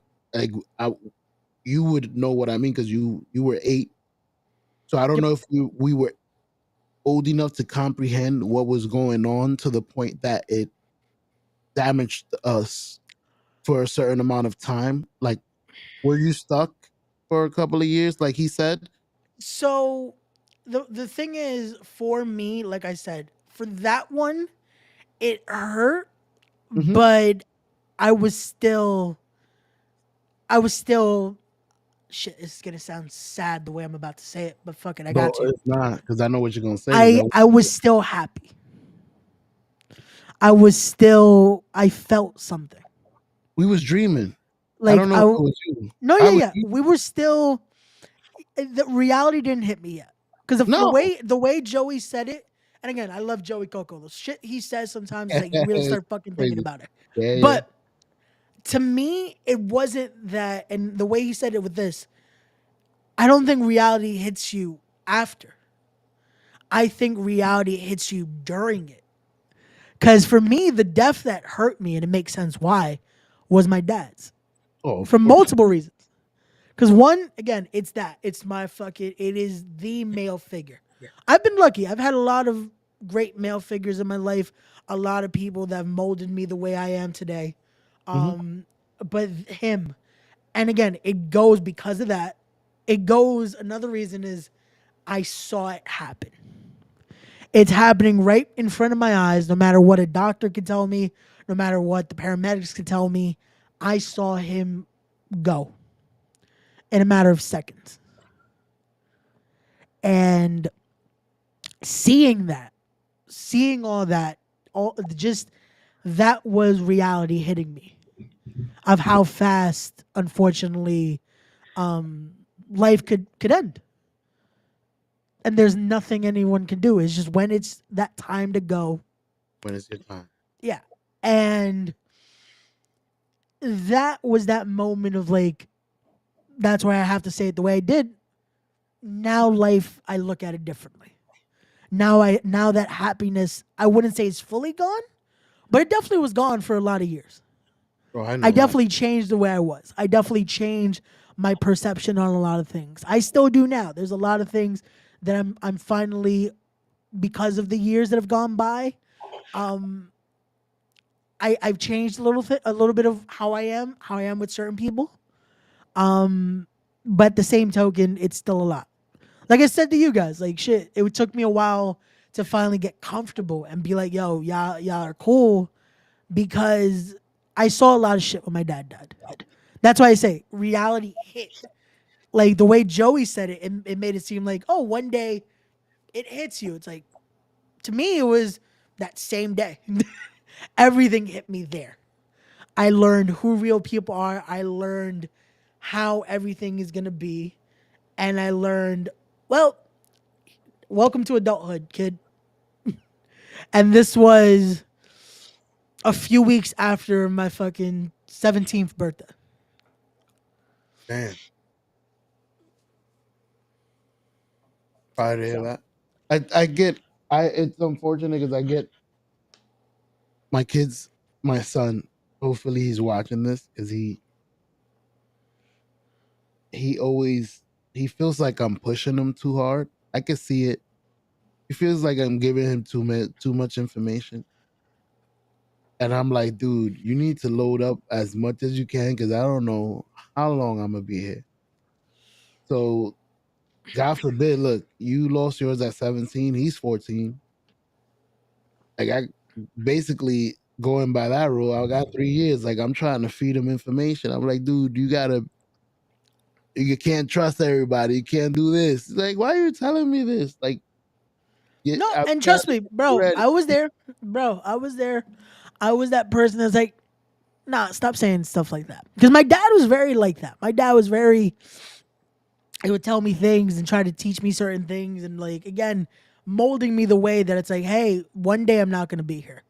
I I I think Toe, it was just me and Toe the last time when I legit said this. The day of, and again, sometimes you just know. You know when I guess something's gonna happen.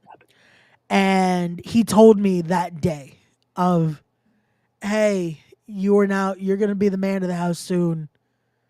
Stop being babied. And he wanted me to, I think it was, lift my couch for some reason to help my mom with something. And I'm like, why'd you say it like that? But okay. And I lifted the couch like, and it was the morning of when he passed. Oh, that morning of that night he passed, and he told me that.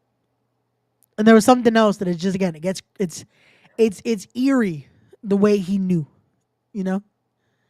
And it's stuff like that where again, as kids, we don't think about that. We don't want to think about, hey, stop mentioning that. You don't want to hear about death. You don't want to hear about that kind of things.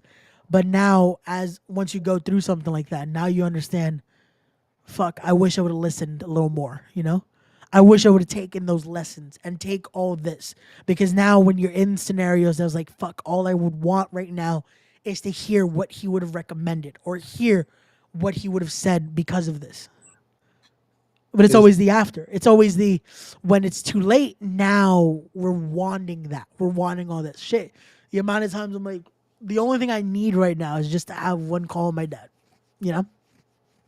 it's crazy. It's crazy that you say that because I feel like you deep down inside you would know what he would want or he would say to you, even though it's not the same. I know Yeah. that. No, no. And that's what it is. It's a because I'm thankful that again I had that was one thing we would talk about a lot. We talked about a lot of things, and that was the thing. My dad made sure, and again maybe subconsciously he did it, or again like you're trying to make sure if God forbid a day comes, your sons have that, Mhm. and he very much would talk to me a lot about a lot of shit, a lot of real shit, and I would hope a lot of the things or decisions I make is coming from what we spoke about and stuff like that. But still, there is that part of me that's like, I would love to have the conversation just to get the actual answer, you know? Like that's always gonna be that thought of like, fuck, but I wonder what he would say right now. I want to hear it from you. Yeah. Yeah. Yeah. Mm. I did. I once told this to Toe because Toe did lose his mother as well, and I said it's amazing that this is how these people live on forever through you guys because I've never met them, but I feel like I have from listening to you guys. Everything you guys say, everything you guys tell me, I feel like I know your dad. I know his mom. His mom, like I said, just from the stories that you guys, I hope continue to do that and continue to speak about them because that's exactly how they live on. Like No, yeah, he was here. it's that I feel like is the best way to honor them too. It's the best way to keep the memory, to keep that person still with us. And I feel like that's when truly it's the saddest moment, when those moments stop. When we don't bring them up, when we don't at least have those moments. Shit, the other day, I started watching Harlem Nights for some reason. Damn. and I think I was scrolling through Paramount and I was like, oh, they got Harlem Nights. Yeah, look at Fuck it, this. let me watch Harlem Nights.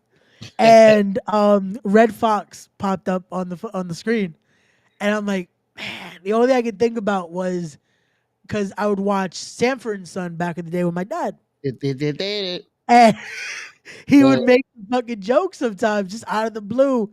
Elizabeth, I'm coming, and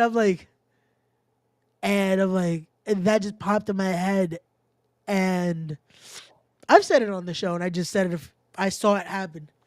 Mhm. My dad did die from a heart attack, Sorry to hear that. so it's one of those where again he did it as a joke, but it's like it came, you know, and it's one of those where stuff like that. It's just again, I say eerie the best way, but it's fucking scary to think about, man. When you start to like puzzle it now, that it's like, fuck those little things that again you don't in the moment you don't think about, but it's after a while now you're like, fuck, like Does all it this now it starts to intertwine, if that makes sense. does it change the way you live? Like I never had nobody die of. My grandfather, I think, did die of a heart attack, but he was a little sick. He already had a stroke. Half No. of his body was stiff. He used to walk with like a hand stiff and a leg. His left side was Jim Ross. So that's like, does it, since he was like that already sick, it really didn't affect me. Like, yo, I need to start eating healthy. Yeah. But I was only 9. I don't know how you were a little older. Does it start to affect you to the point you're like, I need to make sure that I start adjusting so that my heart could be better around that age? It definitely does. It puts a lot of things in perspective, but at the same time, it's scary because it's like I said, it happened just out of the blue, Mm-hmm. where he had gotten checked out like the week prior, and Yeah. everything was allegedly all good. Okay. Yeah. Like everything was good. So it's like it's like I said, I the reason now I live the way I do. And again, I'm still trying to better myself. I'm trying to make sure if I can prevent whatever I can prevent from happening. But at the same token, I still live it to again, if God forbid today's my last day after this fucking stream, again, God forbid, it's Yeah. over. Yeah. That I feel satisfied with what I did. And um it's the best way to be instead of fuck, should I have this today? Because if that, you know, like it's always you can always better yourself, but better yourself for the right reasons instead of living it in fear, living it in I'm doing this because I want this or to do this. Like I think Cat Williams said it best. Just live every day like it's your last yeah, and continue to do that every day. And you live your life to the fullest. yeah, Even if it's like you, it doesn't mean that it's gonna be your last day, but you're gonna live every day like it is. And that's how you should live life. Because you never know. yeah. No, it's and it's something where unfortunately again it's always going to be that thing. We never know what could possibly happen in the next minute, hour, day, week, etc. But again, let's enjoy it. Let's do what we got to do and fucking. This is why we're here. We're shooting the shit. We're shooting the shit on the Tell the Show. And this is why we continue to bring you guys content every single week. Monday, Tuesday, Wednesday, Thursday, sometimes Friday, sometimes Saturday, depending on our schedule. But we here. We do this for y'all so y'all can have a little bit of entertainment with us. And you guys know on the Tone the Show with Ray, we try to bring you real topics like this. So again, we're not trying to somber the mood, but it's conversations that sometimes people are afraid to have because it's a sombering conversation. Like I said, with this, I had to explain the way I did because unfortunately this is what we've gone through. A lot of us have gone through moments like that where this is what we think about.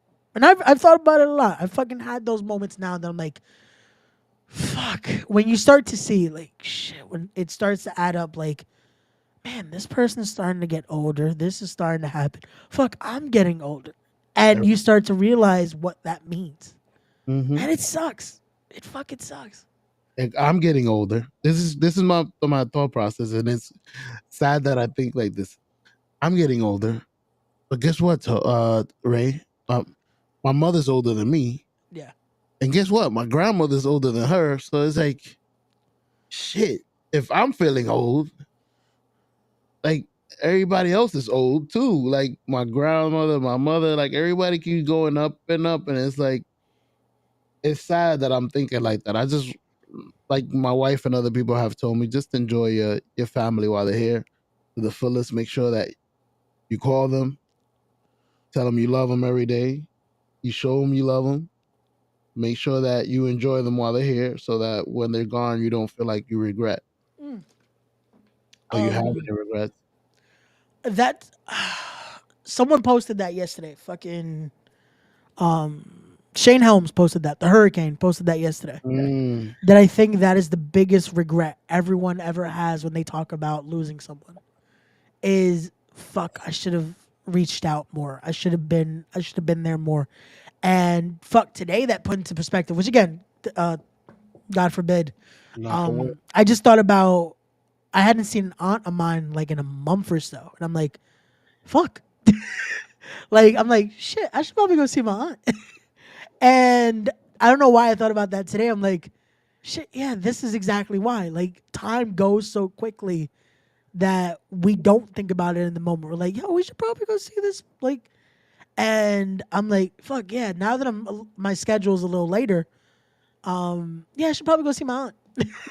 Because before we know it, that's how it is. Like we get so intertwined in shit and so into it that you don't, and then before you know it, you're having those conversations of, fuck, why didn't I see people more? Why didn't I reach out more? Why didn't this? And it's like, no one thinks about it. You know? It's my bad. I lost. I had something I was gonna say, and right as I was gonna say it, that shit just said. It just. Shit. That's why I was like,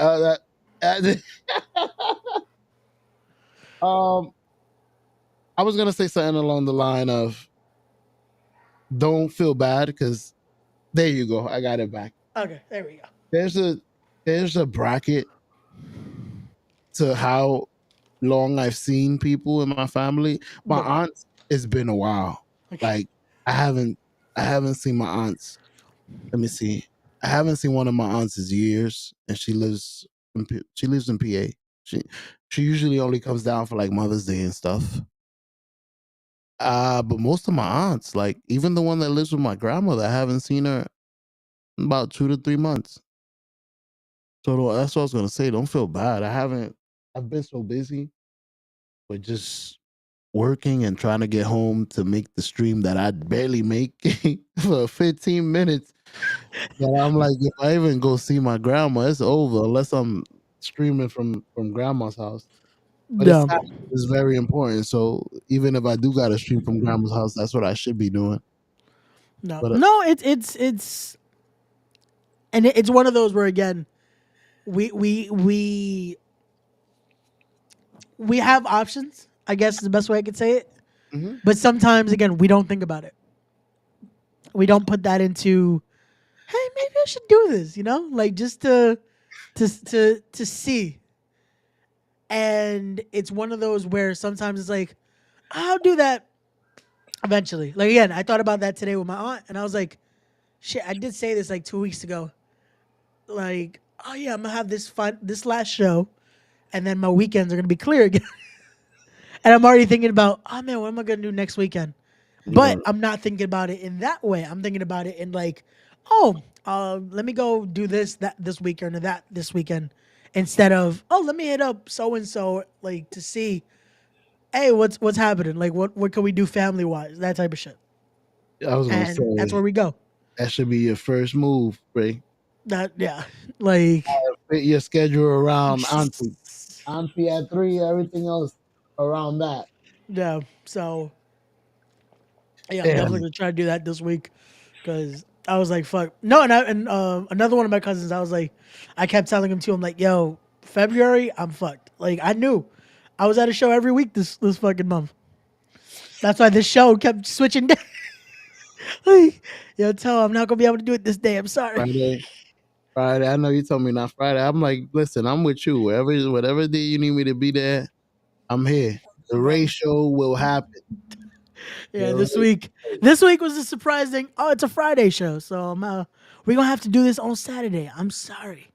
Which I Hey, did. I did. You know what's crazy? I don't mind Friday shows. I like a good Friday show because then you have the weekend. With me, like when it's a Saturday show, especially if I'm doing commentary or I'm doing something, that Sunday I'm dead. Pete. Like I don't want to do nothing. Like so, it's like then Monday comes and it's like, well, fuck, here we go again. Like Yeah, this it's came like quick. now it's the real fucking work. Here So it's comes this. like today, and I could even relax today. Like after last night, after again networking, having fucking fun with Gigi and all that, and enjoying the fucking people that were there, I was just like, I want to go home, sleep.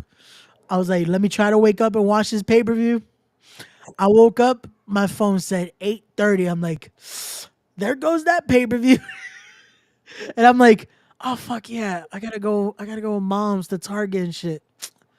Well, fuck it. By 10 o'clock, I'm already out my door. You have a plan, and then life happens, bro. Like And I your was plan like, goes according. I ain't no vamos. So yeah, no, and that's how life is though. And again, I don't mind it. I was like, fuck it, we out, bro. We had a good time. I bought the shit I need to buy. I got little gummies. I got other shit I needed, Some and promo. yeah, bro. And that to me is those moments that I'm like, fuck it. That's what we should be living for. Moments like that. I was like, fuck it, we doing that, bro. Bought her something that I was like, it's gonna hurt my wallet later, but fuck it. My mom. And I was like, fuck it, we do that. And had me a nice little drinky because I didn't want to drink last night. Cause I was like, fuck it. I still gotta get home. And that's my thing. When I'm tired, the last thing I want to do is drink because it makes me more tired. That's me. So I was like, nah, I'm good. Cause I kept going to the bar area because everyone was hanging out there. By a certain point, I'm like, nah, I'm not gonna drink. I Where was like, was the location? it was in Queens. It was by the steakhouse they went to the other day. But it had a bar in it. Yeah, it's a Elks Lodge, so it has a lounge in it. It has a little like bar lounge. Ooh, So it's not a cool lounge. It's just a bar, but they call it a lounge. shit, it's better than it's like the brewery. Brewery had drinks. Yeah, and they have a whole bar there. So they're known for like they do a fucking blue Long Island iced tea. That I was tempted. That I was like, I kind of want that right now, but I'm like, nah, I'm good. And I $13. was probably was. I know their beer's cheap as hell, but I was like, I'm good. I was like, I did not want to drink because I was tired as hell. I was like, nah. I even said I'm like I'll probably drink something from my bar when I get home. Once I'm home, I'm like, fuck it. If I fall asleep now, I'm home. Last thing I want to do is like, yeah, let me drink something and then fall asleep in the fucking Uber. They would have found you at the gym still. He's still here. So nah. The minute I got home, I was like, nope. I ate the rest. I ate some leftovers that my mom left me there, and then I knocked my ass out. Went straight to sleep and woke up at 12 o'clock. Bro, Yer. I wish, man. I was like, fuck it. The dog licked your face. Loop. Wake up. Walk me. I was like, yo, I looked at my phone. It's like 8:30 something. I was like, That was early. carajo. I guess it's time to wake up. Yeah. But again, it worked out, and now we here. We live, How was the Leo Rush match? bro. I have to watch it back because watching it through commentary eyes and watching it just to watch Mhm. are so different. Because I'll say this, and again, it's not because I worked there last night. It's not because it's my boy's promotion, but that show was fucking amazing. Like that show, everything clicked. There's always gonna be hiccups. There was little hiccups here and there, even a little bit from the sound quality. Shit, unfortunately, the start of the show, we had a band that they played like rock for like 10 minutes, Nice. and the sound was not working for the pay per view. So if you were there in person, you got to hear all 10 minutes of their set. If you were watching on Fight TV, you heard the last minute. The first couple of minutes were blank. Yep. And I'm just like, fuck. Because Nye was that she was watching because she wanted to hear my commentary. And she texts me, hey, there's no sound. And this is the first 2 minutes. I'm like, okay. My boy comes. He's like, yo, good luck tonight. You got this. I'm like, yo, there's no sound. He's like, oh, yeah, they're working on it. I'm like, bet. Cool. They know. Cool. Okay. I'm like, production knows. We're good. 5 minutes. Fuck. Now, luckily, I have Fight TV on my phone. So I'm like, I'm checking my volume. Like, is it me? Nope. Still not. 7 minutes in. Nothing. I'm like, ah, fuck. 8 minutes. I hear something. I'm like, oh, shit. Let me lower my phone. I'm like, okay, cool. We have sound. We're back and We're we're back. live. And the guy's like, thank you. I'm like, Oh no, I got to do that again. bro, I was like, man, I wish we weren't in New York. Because Because if we were in New Jersey, we could have gotten away with doing it again. Because New Jersey, there's no commission, you got to wrap it all up, the time. all that shit. Yeah. With New York, you have to have, it's strict because in New York, you need to have an ambulance, you need to have a doctor, you need to have all that. And with that, it comes timed because 3 hours. you're paying for, they're going to be there for this. You go over that time, that's a lot more bread. That goes into your budget, goes into all that people don't think about. And these are the inner workings of why fucking indie wrestling is difficult to run in New York City. But outside of that, show was working fine. Crowd was into it. As always, there's gonna be those certain fans that it's like, calm down, my dude. Stop having too many drinks. Like certain people get a little too crazy when there's a fucking bar. So just calm that's down a what little I'm bit. I've only been to the brewery with Yeah. alcohol. Most of the matches I've been to, people don't bring enough liquor to get crazy. Yeah, now when there's a bar there, Everybody's drunk at the same time. yeah, nah, people were definitely enjoying that bar last night.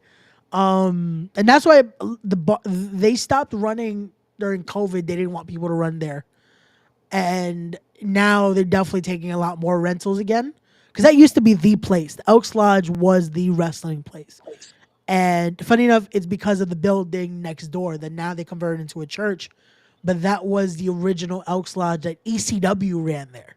Nice. Like that was the building of like this was where New York wrestling was thriving for the longest. And when it comes to now the one next door now, the one that people use, it still has that history that people are like, yo, it's the Elks, it's the Elks. New York wrestling has to be done there a lot of times. And that's why my boy was even more worried because he's like, fuck, we can't fail here. Not at the Elks. Like, and it was the thing of like this was his debut show here. Like my boys ran in Vegas, he's ran in Cali, he's ran in Florida, he's ran in Jersey. Nice. But this is the first time home. And in a venue that, bro, when I tell you, funny enough, this month marks 9 years ago. Me, him, and a few more of our boys went to a show at the Elks Lodge. And that was the first ever show he got to work doing shit that started his wrestling like journey. And we went as fans.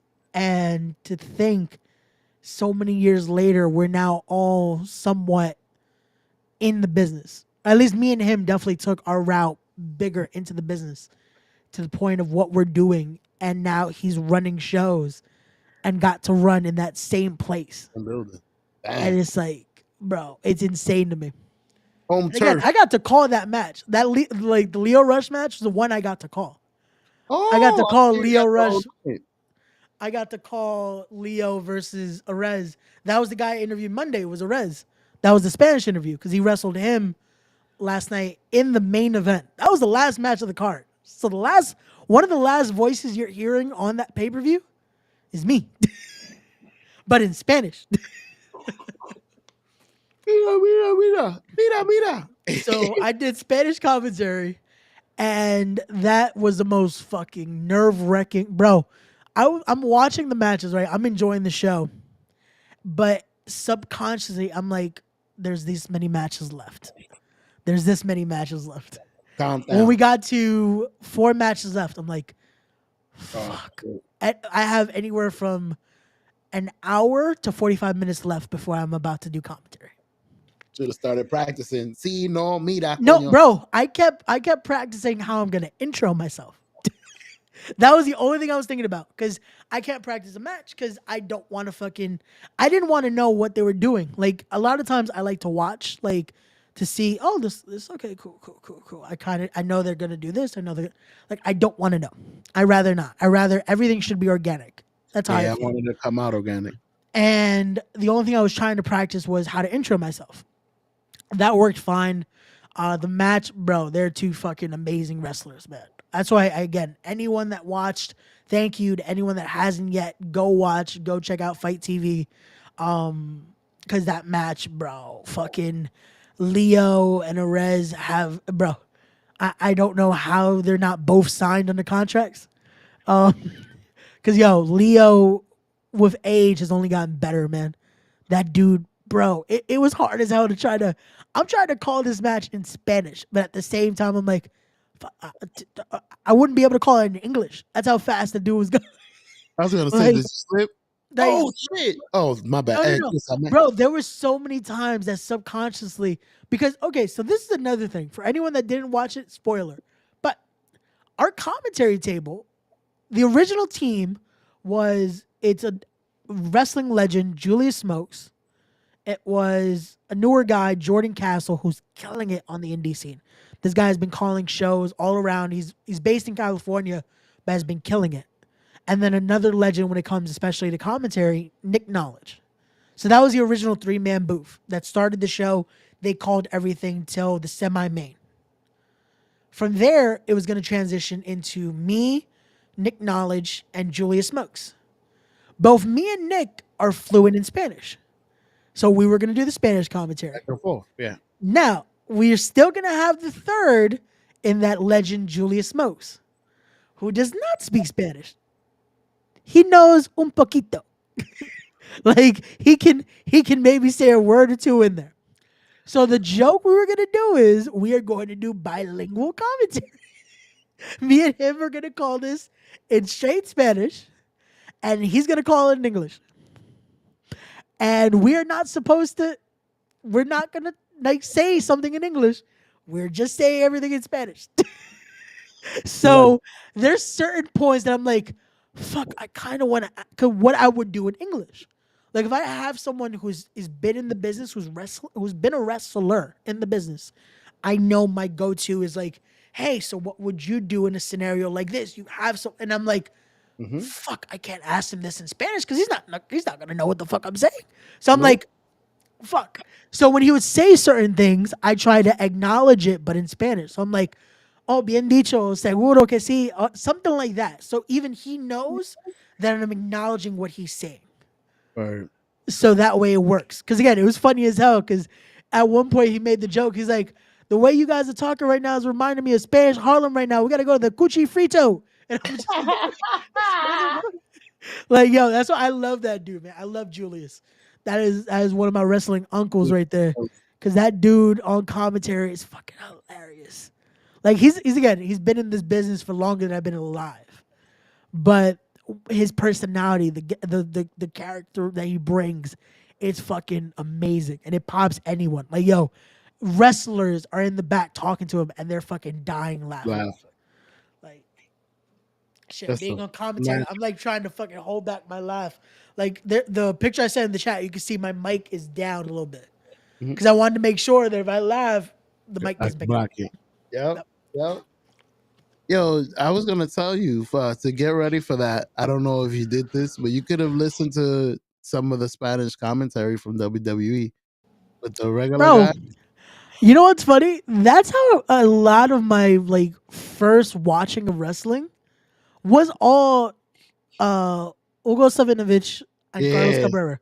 yeah. That's bro, for years that's all I would watch because I would watch with my grandfather or my dad, and a lot of the time we would watch on Spanish because we would end up watching on it used to be on Telemundo. Every Saturday they would give the hours of like Raw, and sometimes they'll give a bonus hour of like a SmackDown or something, and I would watch it in Spanish, not knowing what the fuck they were saying. Nope. But I would just hear, like, I would be like, "Fuck, man, they have so much more emotion than normal commentary." You see. And yo, for years, I'm like, "Huh, I like that." Yo, I love how this program is saying the live broadcast is gonna end, and it doesn't. No, it doesn't. Like that shit scares the fuck out of me because I'm like, we're still live, so we're good to go. But no,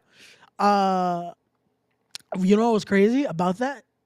The dude I did commentary with last night, he's only done Spanish commentary once before. Damn. Guess who he did commentary with before me? Not RS. No, with the guy, the former WWE commentator, Hugo Savinovich. So so imagine, expert. What? imagine doing commentary. You did The with first time ever doing Spanish commentary, you're doing it with not just anybody, a legend. but with the Spanish commentator. Señores y señores. Like, Oh, man. Like, I'm glad. Again, it was an honor anyway to do it. To jump in there, I was fucking stoked. But if I would have been the person to be told, hey, you're going to do Spanish commentary, but with this guy, like, But with the best Spanish What? commentator ever. like, no. Yeah. like, This is your first time boxing? Well, you could fight Mayweather. He's good. You bro, got it. that is exactly the equivalent of like, Yeah. yo, not only like that is what that is. Is like, yo, not only are we there, but like, yo, you're fighting Mayweather round 1. Mhm. This is your first ever fight. First fight. You got it. Like, no. Like come on, let me wet my feet. Like, bro. But Nah. doing that, it was such an experience. It was such a different learning experience. But I definitely would do it again. I was like, fuck it. Now, like the Monday interview, I was like, okay, now I got my feet wet. Now I want more. Now I want to jump into the deep end. Little by little, like I said, now you can study them, study the professionals, see what kind of words they use in certain situations for certain moves. Bro, the funniest thing was, and I give credit to the guy that I did commentary with, because he was legit saying that in the translations of the moves. Like he was saying the ways they would say it in Spanish. And I'm just like, Thank you. you know what's no, but I'm at my same point. I'm like, you know what's funny? No one says it like that. Like in like real commentary. A lot of people end up just saying the English version of the move. Un superplex. Yeah, legit. Like, who was it? I listened to a show last week. I don't know who the commentators were, but I know the promotion was in Puerto Rico because I was watching the girl that I had on the podcast the other day, and Santana from AEW. They were on that show, and I'm listening to the commentary, and I'm like, "Yo, they're calling all these moves by the English." I'm like, "Wait, you could do that?" Un power driver. I'm like, okay, that works. But we tried to say it as much as possible, all Spanish.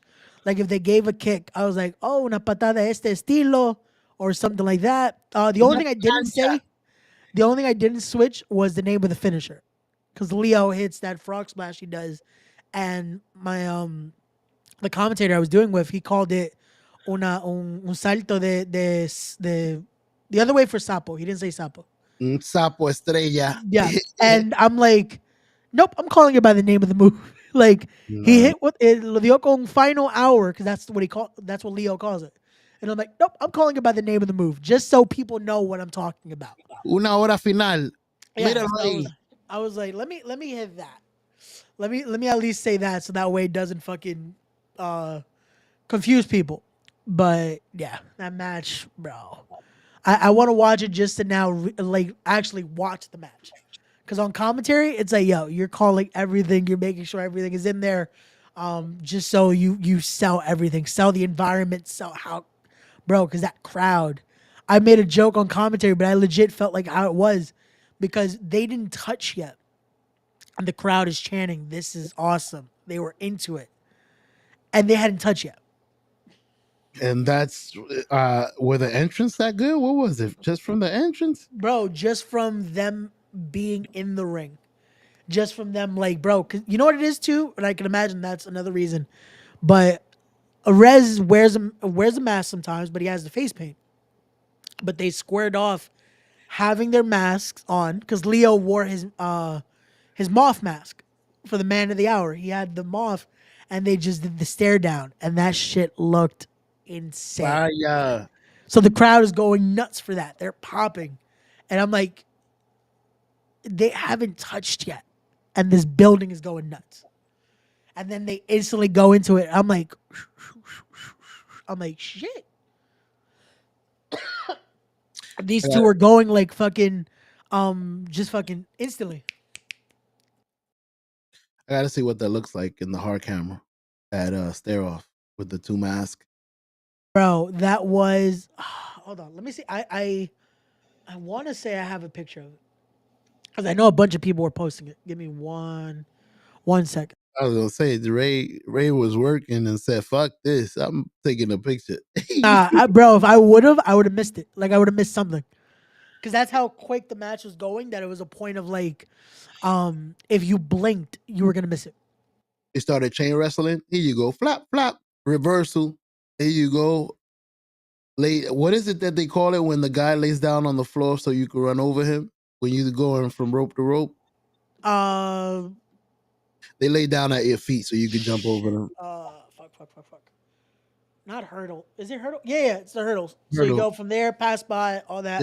Yeah. That's what I was thinking they were doing when you said all that. Like going to the rope, hurdle. No, and they were Everything, everything, bro, kick, everything. reversal. A lot of quick moves, maybe a German suplex here, boom. A cover. Yo, there's so many. I'm trying to go through like Twitter. There's so many fucking clips and pictures of last night. I'm trying to find like that exact picture because I know someone took it. Because that moment, that crowd, I'm telling you, went nuts. I was gonna Just ask for you that. who won, but I already know who won because you already said he went to the top rope for Yeah. the frog splash, and that is his special. So it is all over. Okay. That might have been the end. No, it was. It was. That was the bro. But they got to those points that I'm like, even if it wasn't, it was just insane. Awesome It was fight. that moment of like, fuck, like, yo, it could have gone either way. And that's the best moment. Okay. So this picture at least shows it somewhat the best. And hold on. Let's unfortunately it doesn't have the stare down, but it has both of them in their mask right there. So hold on, let me do this. Ooh, I see it. I So see the you see Gargano with yeah. that look fire. Yeah, that shit was fucking bro. Fire. My man got the El Torito. What's up? So imagine like on the episode we did Thursday, we showed off this, which was the comic book that my boy did for that. So that's why they were like, no, we have to do the stare down. Oh, that shit look dope. That shit look exactly like it. El Torito Yeah. in the back. And I fucking my boy gave me 2 prints of that. Cause I was like, bro, you better save me one. Cause I want that shit. I want to frame that shit. Cause that shit was fucking fire. You're gonna have it printed? No, he printed a few. So I got it on my I got 2 of the prints with me. So Yeah, I want to make one and you frame it up, put it behind you. yo, legit, I have enough space there, so I'm gonna definitely put that on the once I get a nice frame for it, put it in the background. The wall array. There we go. Yeah, that's crazy. But nah, man, that's what I was talking with Gigi about. Like, this is why, like, these shows are fucking great. Like, as much as I love like, just being like watching wrestling, like being a part of shows like that, it drives that passion again. Like, Close and it's personal. always great. Yeah. I was hooked the first time I went to Yeah. it. So I didn't know what it was. I'd never been to it. Me and Toe went iffy. Like, we didn't know if we had to have our guards up, what kind of people are going to be there. Are they going to be people making fun of other people that, like, you don't know. You just go. And then once you get there, like, Ain't nobody fussing or everybody's here to watch wrestling, man. Yeah. This is dope. Nobody's here to beef. Nobody's here to argue. Nobody's here to scream at about what wrestler is who. Nah, this is we don't like this wrestler. We like this wrestler. That's it's normal. There's baby faces. There's heels. Nobody's beefing. We all just enjoying Or wrestling. even if people are beefing, it's out of like joke. Like Yeah, we've done it it's with like wrestling. now that people know each other, it's like, yo, we'll do that with dirty heels. Like, boo this guy. Yeah, Now, boo. like we're cheering for this guy. Like it's like that instead It's of fun. yeah. It's everything's out of just that pure enjoyment of shows instead of fucking trying to make it something else. You know? I really enjoy it. It's awesome. It's awesome. Even people I've met people that I've never met before, like Ray, and it's a beautiful, nice little tight knit community. You could Yeah, tell. I see bro. many of the same faces everywhere. Bro, like I said, like 9 years ago, a lot of the people that were at that show legit were there as fans enjoying the show. 9 years later, a bunch of the people I met there are now either doing their things in wrestling or now somewhat involved in wrestling. Like it's insane how this community is that again, it's encouraged so much that it gets people somewhere in there. Like I was talking to Gigi last night. That's like, yo, this is what this does. That networking, it drives people to do more. Like that's what I love about indie wrestling because it's like everyone is trying to make this better. Like, and that's why the way I said it today, that it's like, yo, it wasn't just New York wrestling fans. It was New York creativity. It was a lot of creatives. It was a lot of people that want to make this scene better or just do things a different way instead of just what people view as, oh, I'm just going to talk shit about wrestling. It's like, no. Like, why are we going to do that? Let's fucking put out good shit. Let's talk about good shit instead of just why this shit sucks, you know? Like, that doesn't help. That doesn't fucking do that. It's like, yo, when you get that actual team effort and everyone fucking wants to make this shit better, it works. It's gonna be you, Ray. In 9 years, you gonna be in the ring, baby. You say you started training today. Was it today? You say you're gonna start training because you do have a match against Big Moth coming up. Pete put you in. Pete Rosado. I seen the ad. Oh my god. So yeah, I like I said, it's I don't want that match. Some people were joking about it last night. I was like, nope. I'm I'm good. good. But it's I'll say this because it's funny enough. I had that convo today when I was having lunch with my mom, and I'm like, Mama. no, not about that, but just about all this, about wrestling in general. And now, because of so many years around wrestling and around the business and doing the things that I'm doing now, I'm like, if commentaries where I've been like, this is where my road in wrestling takes me, then so be it. I'm enjoying doing commentary. I found a love for doing commentary that I didn't think was there for me. That's dope. And I think what helped me find that too is because of doing this. Like I like being able to talk about wrestling and put the perspective I do when it comes to this instead of just the fucking this is why this sucks or this is this, you know? Like I try to bring something different when it comes to the narrative of wrestling. But I was like, if that's what it means, then hey, so be it. I think commentary has sufficed that need that I have for it. The only again, if I can do it one day, one match at least, I'll be happy with that too. I know now another goal that I do have is one day is to run my own show. Definitely not something I could do in the immediate future, but definitely something that's in that crazy mind of mine to make it happen eventually though. Eventually, we're gonna make enough money off of YouTube that we're gonna have the Knucklehead show. We're running the whole Knucklehead event. Ray's gonna be at the forefront. Ray's gonna put the whole show together. We're gonna rent the venues. We're gonna put the stickers everywhere. Bro, that's when we're gonna need a lot more hair dye because the amount of stress that my hair is gonna naturally turn gray is gonna be the funny part. That's why you redyed your hair. You've been stressing about working yesterday. Bro, no, and again, that's unfortunately the side of wrestling. Like, I kept giving my boy flowers because like I know the stress I can only imagine like that stress of having the last minute changes and this and that. Like, it's something where Everything. people don't get it.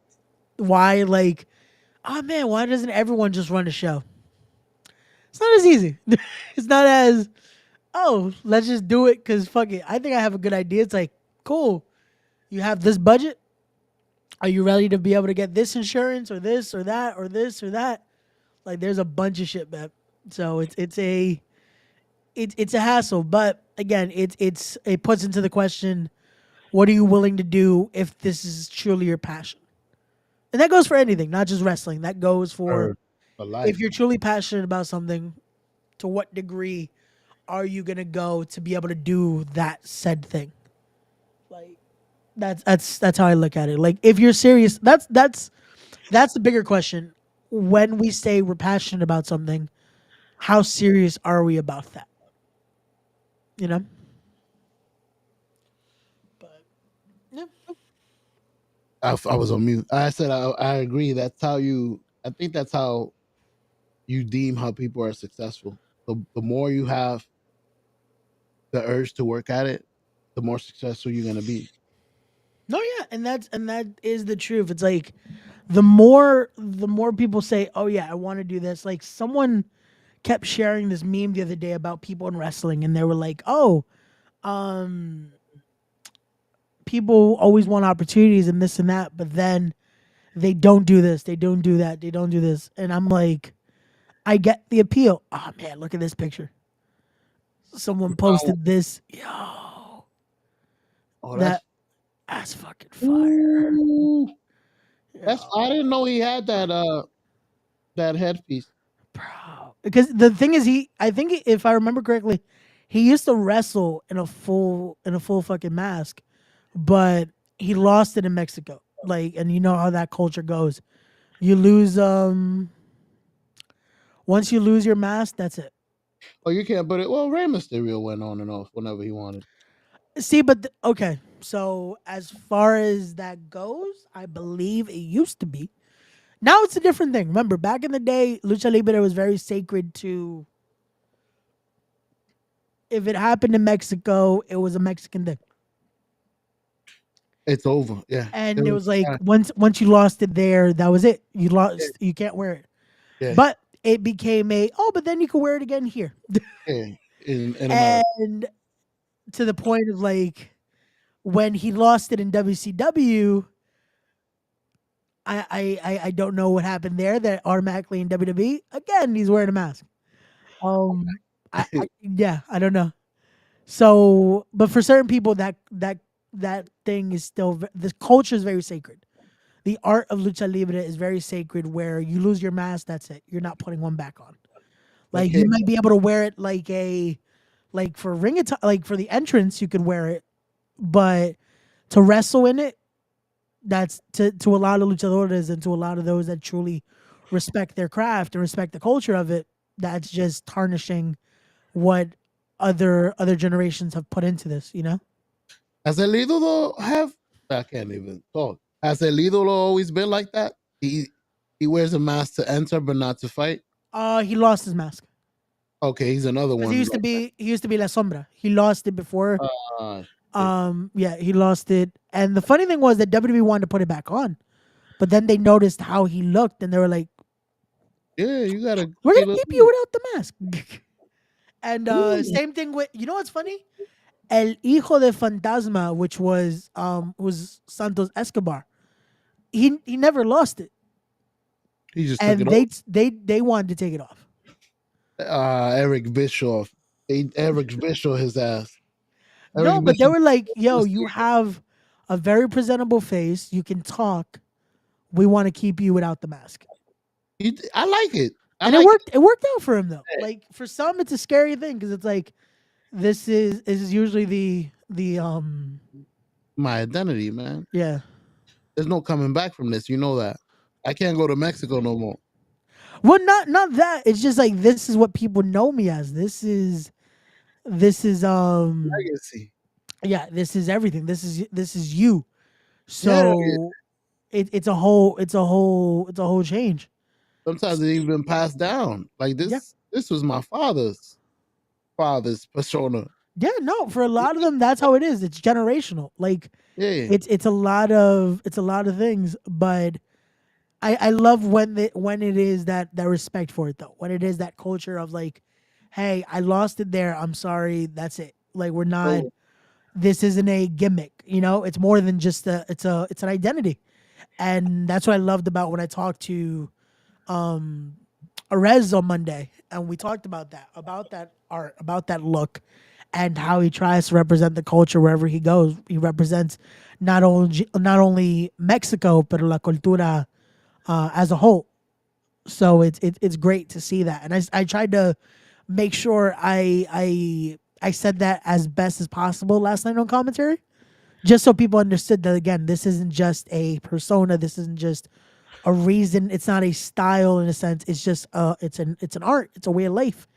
And same for Leo. Like again, as much as people try to clown Leo about the retirement shit and all this and that, like the way he's in that ring, you could see the actual like there's a respect for the craft. Like this guy puts in that work, bro. And I'll well, someone's putting it in a little bit of a documentary, so it's gonna be out there anyway. So I'll expose that a little bit of the way he was preparing for his match.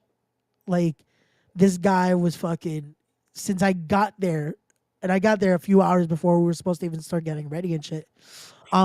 This dude is doing crazy stretches, getting himself so limber to be able to do what he does. get it ready. Like he's very methodical when it comes to like this guy had a fucking foam roller to make sure he was loose. Like I'm like, hey, how's it going, man? And he's like, hey, how's it going, man? What's up? How's it going? And he went right back into fucking. Getting loose. I was like, Good huh? luck out there. Yo, he's fucking doing lunges to make sure. Like I'm like, I see him going from one end of the building to the other, lunging, and I'm like, The basics, baby. Even at the okay, top, we do it. bro. But that shows you though. That shows you how, again, that's even at that stage in the game, it's all about keeping it where the simplicity matters. You know. Understood. So, Yo, I don't know if you didn't know, Ray. Today, ooh, yeah, I didn't know. I did not. I was scrolling Instagram and I saw there was a fight in the stand. I was like, oh shit, there's a fight in the stand. So I went immediately to look to my website to look, and then yeah, let me send you the link. Got you. There we go. I think today who's fighting today? Moreno. Let me see. 1 second. Titles on the line today.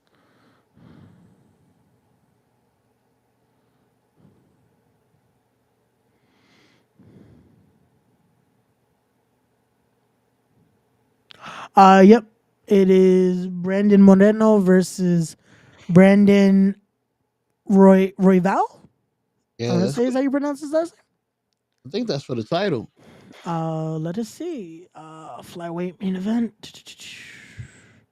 Well, Moreno used to be the champ. Maybe he lost the title to. He won it from Brandon Figueroa if I remember correctly because I watched the fight first. He was the first Mexican champion. It was crazy, but I'm pretty sure. I don't know. UFC is not like boxing where you keep the titles for a really long time. It's really Yeah, hard to there's always somebody bigger badder with looking for your title. bro. But that's why I kind of I love with the UFC is that chase is never secure. Like you Word. can be gunning for this title, you win it, and then it's like, hey, now the real work starts because it's harder to keep the title than it is to fucking win it. I feel Everybody wants it. like now you got to be ready for fucking multiple people are gunning at you. You were Every just gunning for this one, like you're getting ready for this is the goal. Now it's like you are the goal. So you now are the goal. everyone is coming for your head. You're the Like, team everybody's watching. Nobody was watching you before. Now I gotta watch the champ, which is you. I watch more tape of you than anybody else. So I know every move you make. Now every fight is gonna be a lot more difficult for you. bro, and that's the level you have to continue to be at. That's the insanity of it. I've only seen a few people at UFC that like held that spot and you're like, they're gonna hold it for a while. John Jones, Yeah, but you never know. Shit, even Amanda Nunez got rocked. yeah, bro. That's what shows you though how as much as fights can be. Oh, okay. This can we you can kind of predict, and you start thinking that oh yeah, it's a secure fight. Then the fight happens, like oh, why did you see that happen? Word. I told you I was better than him. But y'all didn't believe me. I It's like knocked him out. oh, well then. Yeah, you got it, player. You win. All right, so the ref stepped in to check this. The ref, some, I guess he broke his nose. The ref was checking him. He almost stopped the fight, Oh shit. but they good. Yeah, Ray. It's been a good one so far. You got anything you want to talk about? I've been taking up the whole space. No, bro, it's all Up everything. good. It's Been all fucking good. up everything. I apologize. Toe is not here finally. I finally get to talk, and I had to take over the whole show, and I apologize. Nah, it's all good, bro. This is what we do here. A lot of the time, with the toe in the show, I just end up going on to a whole dialogue of whatever topic Toe brings in, and then this is how we just go through hours of just Yeah, talking here, and it flows. It flows. yeah. We get into good subjects here. Yeah, we make people start thinking, and like always, and now I can say it, and Toe's not here, so he can't say he still knows everything. But as always, we don't know everything. No, Unfortunately, we don't. I would love to be able to say I know everything, nah. and not everything we say again you have to take at 100%. Take everything we say here with a grain of salt because, again, this is the one thing we try to teach on here is to not take everything you see on the internet as 100% fact. A lot of people do that. These podcasts that get over and make a bunch of money. We would love to make that kind of money. We could fucking do the same shit. Fucking spread a bunch of lies and just make money and cool. But we have morals. We don't want to do Yeah, that. We want to actually say shit that could possibly help you in the fucking future. So we say what we do. We say when it comes to mentality, when it comes to just all this great stuff. So again, tune in, support if you like, hit that like, comment, subscribe, all that good shit. Share with your friends, with the fam, all that good stuff. And as always, don't forget to go fuck yourself. that's right. See, I said that one for Toe. Because if not, Toe would be like, how the fuck y'all gonna say all that and then not say our motto? So there you go for everyone. See, Well, after this, I think I got to talk to Toe and Gigi again about me finally getting an upgrade from intern. Like I was able to host a show. we're gonna give you a raise. You know, we're gonna put you in the front office There you go. with a view. It's about time, Toe give you a table where you could pick up your own phone. Now I could call people. I could use the office phone. There Hello, you go. finally got a phone now, guys. There we go. There we go. I'm not gonna do no more work. I'm just gonna talk on my phone. Hello. Okay, so I do have a question because this is funny. This is something I wanted to bring up. Um, last week. No, not actually last week. I wanted to bring this up. Um, when we did the live show at your place. Perfect. But again, we were lost in between all the topics we were having. Again, we were having a good time, so fuck it. Mm-hmm. My question was this: when it comes to all this, when it comes to content creating and everything we do. For you, why'd you get into this? Like, what made you decide? You know what? Like, I see what they're doing. Let me also get in this. What was it for you that was like, let me start doing a podcast? You know what? We didn't know that we wanted to do podcasts. We were young. This is how it started.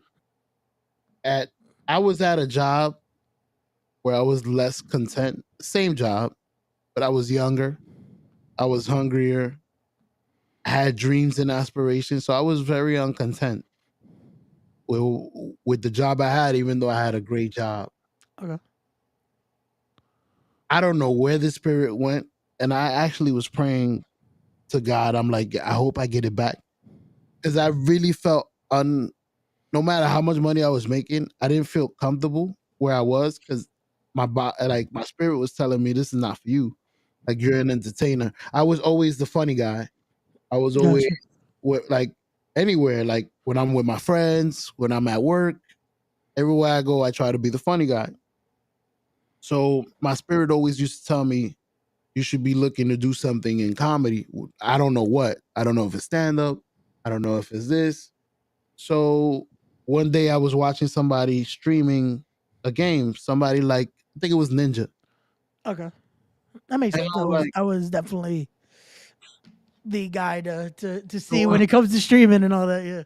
and I'm like, this guy is corny. Like he's not really.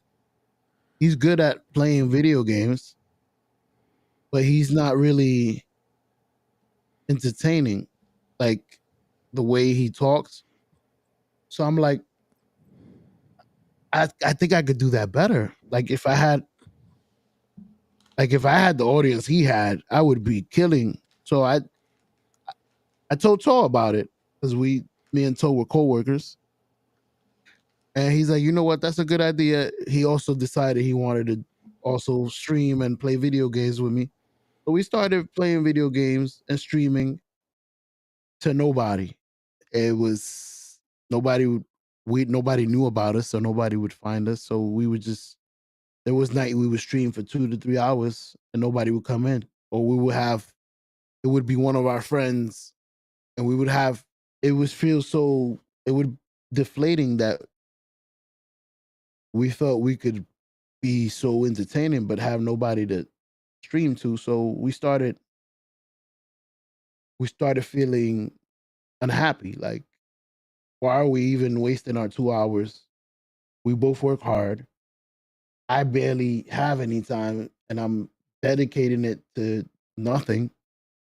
I'm having trouble with the fam because now I'm the only 2 hours I have at home I'm spending in streaming. So it's like I don't even have time for my family.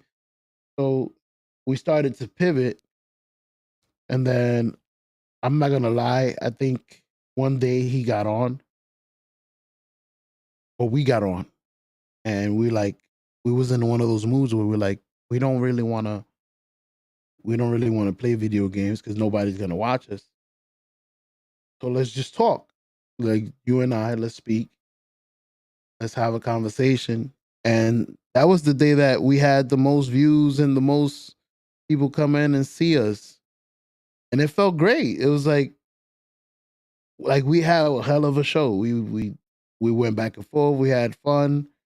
We did what we do now every day on the Toner Show, or every Friday on the Toner Show. Friday or Saturday, we shoot the shit. And that day we shot the shit and we felt great about it. It was like, maybe this is what we should be doing, like actually talking and having a podcast. And that's how the podcast started. Like the first podcast was the Toe in the Show. It was me and him talking. And little by little, one day, it was a Monday. He wanted to have a show every day. Not even a show every day. One day it was a Monday. And the only person that was available was a friend of Krill's that we didn't know. Because I think Krill's wasn't available. So Toe was gonna talk to a friend of Krill's, and what that guy knew was wrestling and comic. So they spoke about wrestling, and it was him and Lay. They spoke about wrestling for that show, Gotcha. and that's how the Monday night. That's not how the Monday night show. That's how the wrestling show started. Yeah, I want to say because I remember watching the backlog. That's how that was technically wrestling with knuckleheads. The first Yeah, edition. the first edition. No. Uh, we figured, and then Kenny came along. We met Kenny along our journey. Kenny came along, and he wanted to start a Raw watch along. That was Monday's show. Yeah. Monday show. Yep. Then I spoke to Show, and I told him, Show, your specialty is comic. Like, you guys know comic more than anybody in the world, and that's a show I really think you guys would blow up at, because to people that don't know comics, it's boring.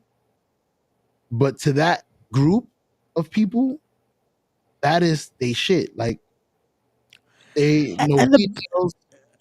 yeah, and the best thing Uh, about like what that show has developed into, it's not even just comics anymore. Like, no, and that's the best thing about the channels. Like every day, like this is something I always say about the Knucklehead Network.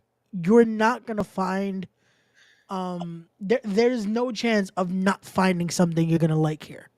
Like Monday, if you like WWE wrestling, you like Monday Night Raw, come chill with us and watch Raw with us. Like this is not your normal like we're just saying what's happening legit on the screen. Like no, we'll let you know what's happening, but we're bullshitting about other things, and we're going into this whole topic of like what they could actually do and what's coming next, or just in general like bullshit. having fun And together. it's a fun time. Tuesdays again, comics, which has expanded into so much more. Like certain times we're doing comics, certain times we're talking about pop culture, certain times we're talking about upcoming Marvel DC movies. Yeah, I This did week, D&G last yeah, week. I was gonna say we played fucking Dungeons and Dragons, and that shit was fun as hell. Once we got the groove of it, and by the time me and Toe finally got the groove of it, we died. I tried to So lock on, but y'all was gone. Y'all left early. no, because we legit we didn't do it on purpose, but we were like, fuck it, I think we got this. Let's move on. Let's go into it. And we were not ready for that fight. The Nope. minute we got into it, fucking boom, boom, boom. I died first. I was like, ah, fuck. Okay. Toe got this. Boom, boom. Nope. We dead. Fuck. 18 points. It depended on how much you roll or get hit. Yeah. That must But have been bro, again, this is my first time really playing a Dungeons and Dragons game. So I was like, it was cool to learn, get into it, get into the character and all that shit. But it definitely I feel like if we had more people, like if we had a full like you, fucking cabs, lay, it would be everybody. fucking crazy. But again, that's what again, Tuesday could be something it's totally different. Wednesdays again, if you love sports, come through. They're talking about everything. They're breaking it down.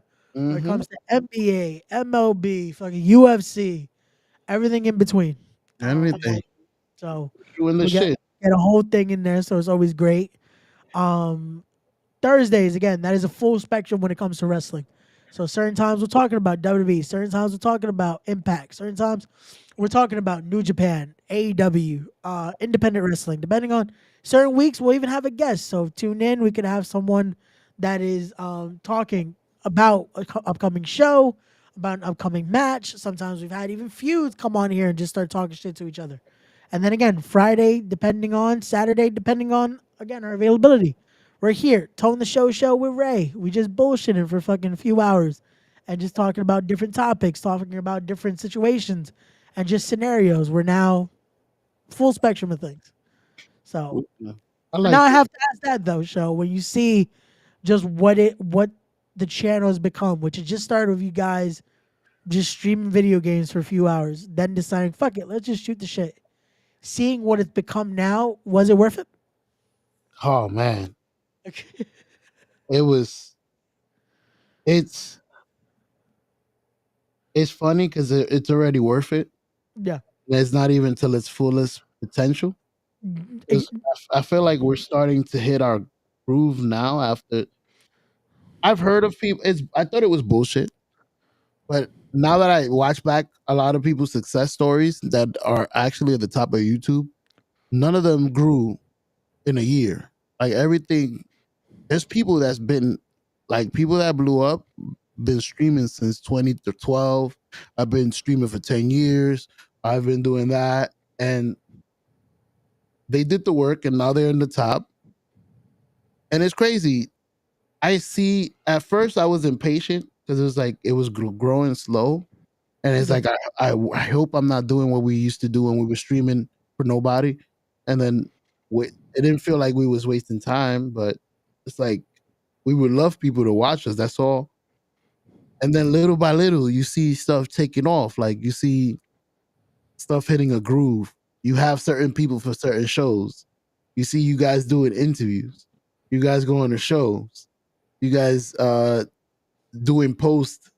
Like you guys are on a roll, and it's dope because I feel like you guys right now are leading the charge. You, Toe, and all the other guys, Gigi, and I still haven't even warmed up. So once I start hitting my threes, we gonna win the fucking playoffs. Like I'm like, yo, once I start rolling, it's let my ass wake up and let me find. I'm looking for myself. I lost a little bit of the funny guy that I used to be, and I'm trying to find them along the way. I'm starting to do shit I used to do in the past, like play.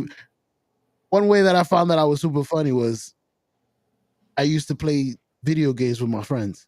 Yeah. And in the chat, you just be yourself and you're just making everybody laugh. And you're like, damn, I see. They keep telling you, usually when you're not around, it's not the same. And then they were the one that actually gave me my name, Shono. So it's like they were the one that pushed me. Like, we want you to be in the podcast. We want you to be funny. Like, so little by little, I'm trying to do all that stuff again so that I could find the confidence that I used to have when I first started. Gotcha. Once I start rolling, oh, we gonna hit a stride. Pass me the ball, man. Get out of my fucking way. It's Jordan. Jordan is back, baby. I just tired of I couldn't find myself. I found it. Yeah. I'm here. And no, But and that's it's beautiful. that's been the best part. That it's like everyone has their strengths in this. Everyone is making it work. So Yeah. we're making that wave for the whole team to fucking win. Like Yeah. we're not doing this just for so I like none of us are in this like yo, we're gonna make sure I eat, just you eat, that type of shit. It's like nah. Mm. We're all doing this so it's a group effort here, and it's been something where it's becoming something so much bigger. Yeah. Like again, you look at just it started with you and Tub to see where it's become now that again it's so many just it's a group of amazing creators and amazing mindsets and creatives when it comes to all this that has now made something even bigger that it's like bro and we're all independently and united making amazing shit, you know. And we're still not done, brother. Yeah. It's crazy. We I've met a lot of incredible people from you to Kenny. It's a beautiful thing. I spoke to this. Me and Toe spoke about this, like how we started, and we knew the personalities we had, and this is exactly why we did this. Like we wanted to build a family and grow together to the point that everybody's set good. Like we want to be the new AMP. I don't know if you know who AMP is, but Kai Kanai is a group of streamers. Oh, okay, yeah. I know who Kai is, but I didn't know about the group. But Yeah, they're in the group. They all famous. Duke Dennis, that's another guy okay, from okay. that So again, group. I know See? the The name. members. No, they I all just didn't know the group. they in the group. They live in the same house. They live in Oh the shit. AMP Okay. house. It's a Okay. streaming house, and they Oh. all got certain amount of followers, 1 million followers each. Okay. Yeah, I They're did all not in the same know. house. They be having wars. Like Oh shit. why Okay. couldn't I had a fucking firecracker war with Duke Dennis? They was shooting firecrackers into each other's rooms. They be doing stupid shit like that. That's how they get viral. But yeah, Yo. they all the each member. You ever heard of Agent? His name is Agent. The double is it 00 Agent? Agent Zero. Agent, I'll send you a picture Yeah. because I know his name is Agent, but he's part of AMP as well. And Okay. he's famous. He's super famous. They all equally. It's crazy. They all equally famous. Like I Gotcha. just named three people, and you knew all. I knew exactly who they were, but I just like Yeah, like again, you knew them it's separate, yeah. and that's No, why I'm and like, that's the funny part. That is like again, it just shows you what that does though. That's a yo being able to yeah, work. Uh, okay, Agent Double O. yeah. I'm That looking that at all their members now, and I'm like, yo, I did not know that. Okay, yeah. Like again, I've watched. This is the funny part. I've watched them all like separate and shit, yeah. not knowing that they were fucking in a collective In a thing. group, they all live in the That's house. crazy. That's fucking All of crazy. them, and they're all famous. That's crazy. All of Yeah. them.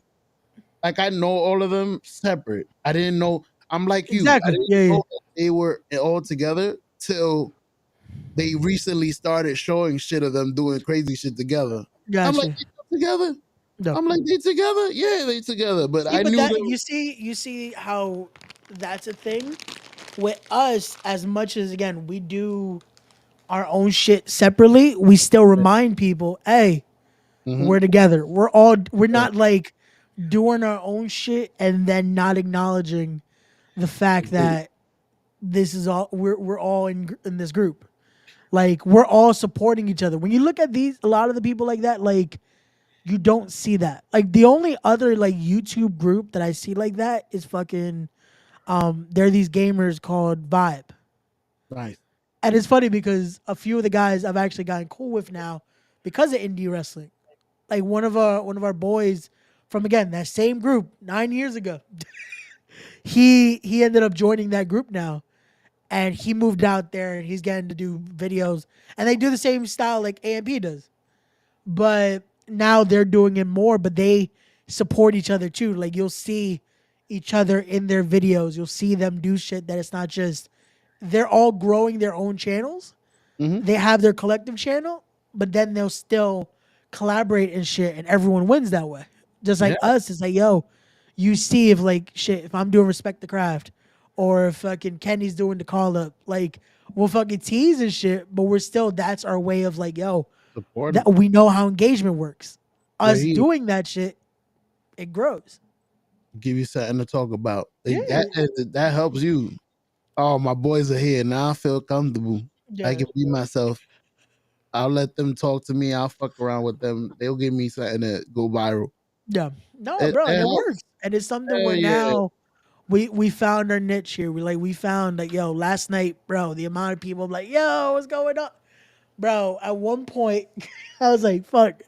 Me and the guy that I was gonna do Spanish commentary with, we're trying to go over. So how do you want to call this? Because there's a way to it. Like you want to assign certain roles just to make sure you don't overstep. So that You take way, the lead. like Yeah. so my thing was I wanted to make sure because the seat I was gonna go into was like the main guy. So I'm like, okay, so I'm taking charge. I'm going in this, but I have to be the color commentator. So that Hell means yeah. I'm telling the story. Like the guy to my left is telling the moves, but I'm filling in the gap. I'm telling the history. I'm telling the story. I'm getting you involved into why this matters. You know? You're Jim Ross. And He's Jerry the King. He comes in once in a while with a joke. That's right. And you the one that drives the conversation. You're the yep, one that's I'm talking. steering the ship. Yeah, I'm Yeah, steering the yeah, ship. I Yeah, know. yeah. So it's like I was doing that, and the funny part is, every few fucking seconds, yo Ray, it's like yo, what's up, my guy? How's it going? Yo, even Kofi did that shit to me. It's like yo, Kofi. He's like yo, Ray, let's snap a pic real quick. I'm I'm like, working, got you, fool. yo, like got you, bro. Yo, enjoy the show, my dude. My And oh my dude. god, my bad. Yo, Ray, but if I'm also bro. The amount oh, of times I was like, I'm sorry, man. Like it's Queens, it's an elk show. it's a home I'm show. Yeah, sorry. I'm sorry. I'm Like home turf. it's bro, it's legit. And I was like, I told my boy because I rode with my boy to the show, the one that ran the show yesterday, and I'm Mhm. like, bro, you're gonna see today is gonna feel like that. It's gonna feel like we're home because it's gonna be a bunch of people we haven't seen in a minute, a bunch of people that's like, this is who you want to be at your show. Word. And Detroit Echo, the minute it started, it was like, yo, I haven't seen this dude in forever. Like this, and it felt like that. It was like, this is what you want at your show. Yep. Like, bro, I saw even from fucking production, I was like, yo, it's been forever, man. How you been? Like, how's like, yo, you doing your shit? No, you doing your yo. That's when it feels great. When it's like, yo, everyone is fucking winning, killing it, and we just all like, yo. Take my So how's it info. been? Holler at me later. Yo, facts. Or if you need a Max, I'll call you Max. Shit, you was over there. Yeah, you. What's the name Bro. of that? What Gigi says? Fuck, I forgot the name of it when you talking to when you mingling. Fuck, Oh, when you're networking, when you're networking. networking. That's Gigi's favorite word. I've No, never. bro, that's what I told Gigi. I was like, yo, when she told me she wanted to come, I'm like, this is gonna be the networking opportunity. And I'll say this that I fucked up because I should have been networking more. But at the same time, again, I'm worried about I was working. The last thing I wanted to do was worry about the podcast. The podcast was like Yeah, so like there's the one the my dream guest was there yesterday. nice. And I was like, fuck. Because of he's busy, I'm doing my shit. This guy and I was even gonna tell him yesterday, like, hey, I know you run. He runs one of the best promotions out of Ohio right now, and they're traveling. Like they're bringing everyone. Like they bring in guys like Leo Rush. They're bringing guys from all over. And I was like, hey, I know you're fucking even with your own schedule. Like you're doing that. You're wrestling. You're doing all this. You host a podcast. If there's any chance, even for fucking 30 minutes, but because of all the craziness yesterday, I cannot fucking even do that and ask him, hey, even if it's for 30 minutes, Are you can willing we to do this tell us who episode? it is, or are you just withholding that information? No, yeah, it's out there. Fucking Sammy Callahan. Sammy Callahan, Mr. Callahan, a message from Mr. Ray.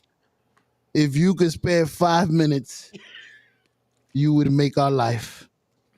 The respect the craft. You don't even gotta. You don't even gotta. You don't gotta answer no questions. Just come in there and say hello.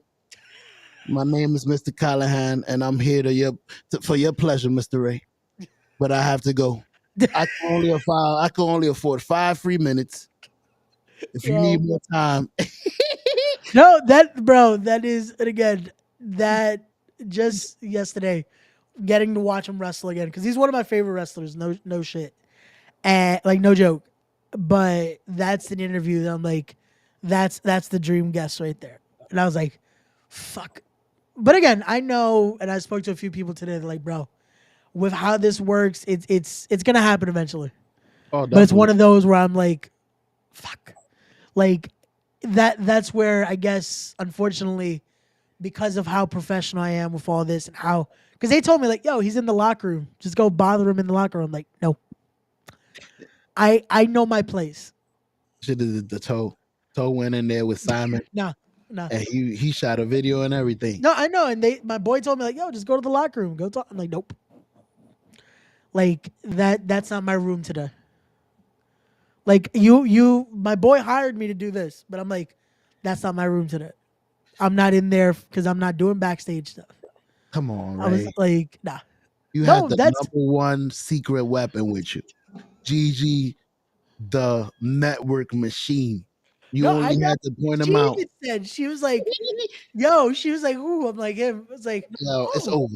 I'm I'll be like, back. nope. He's on the phone. I was like, no, Gigi, no. She Oh, would have. listen to her. She would have. Hell yeah, she would. I seen her. I was like, nah, it's okay. Again, it's gonna happen. At work. I'm gonna make it happen. And again, I want it to be an actual interview. Like I would love it to be something where it's an actual episode instead of fucking. Because I could have probably fucking get him to do that yesterday. Be like, hey, just give me 5 fucking minutes and let me record an interview on my phone. Yeah, right But I don't here. want that.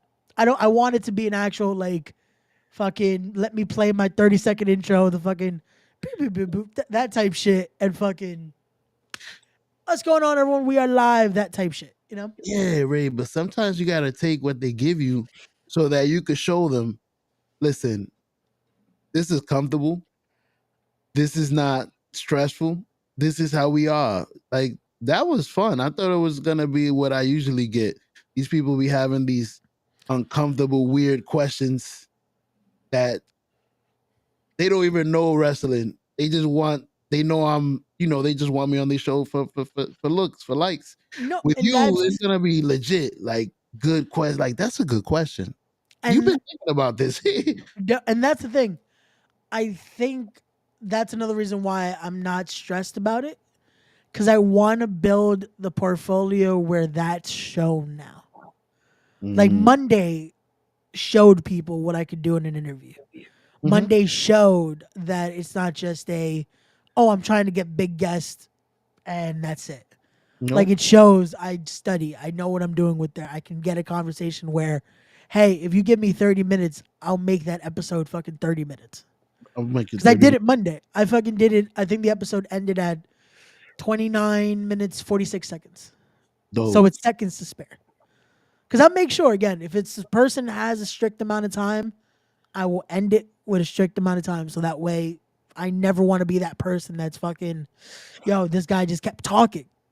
Word. Like when I did the episode with Lindsay Dorado a few months back, and it was the same thing. I had 30 minutes.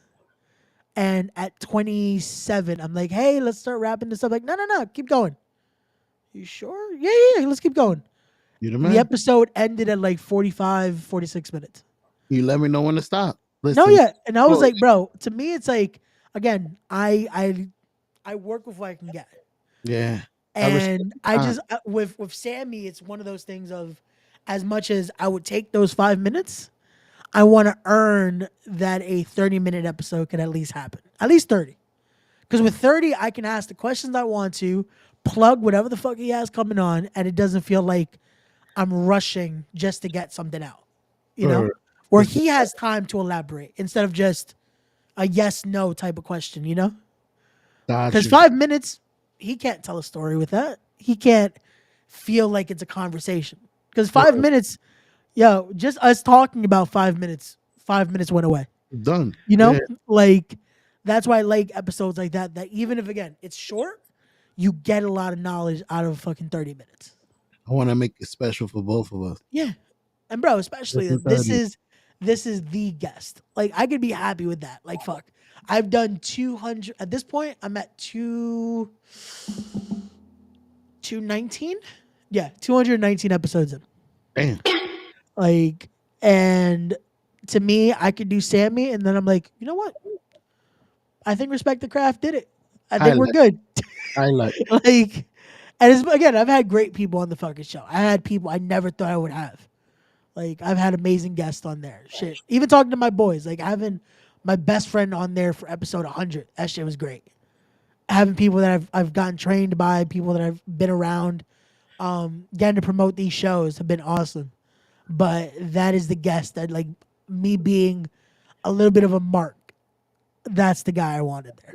I'm It's- guessing episode 100, Anthony Gongon. Yeah.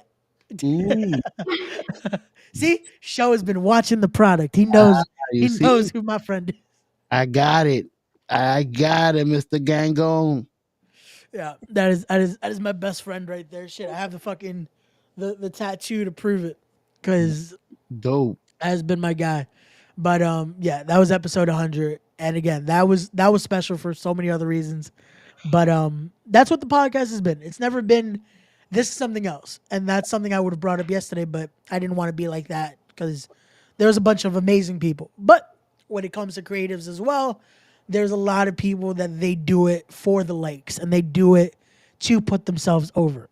Yep. That's never been my goal. Like, Nope. as much as I love the channel growing, I love the notoriety, I love the people saying, "Oh man, you're killing it." It's like, that's good, but as my thing is, as long as it's doing the right thing.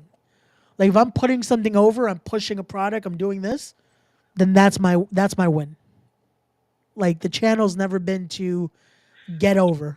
Like my thing is to use that platform to get other people over or to push other things. It's never been Ray Sanchez to be the big name, you know? I'm not trying to go viral. I just Yeah. want a place where you could come and be comfortable Yeah. enough to have a conversation with me. Yep. That's always what it's been. That's always what it needs to be. And that's what I love about being able to do it here. Cause it's again, we're all growing, we're all doing this to fucking for the right reasons. But again, we're just having fun. It's never been to fucking boom. If we get rich one day doing it, cool. But that isn't the fucking crazy thing. We will So get rich doing it. hey, if it happens one day, that'll be fucking amazing too. Oh, it will.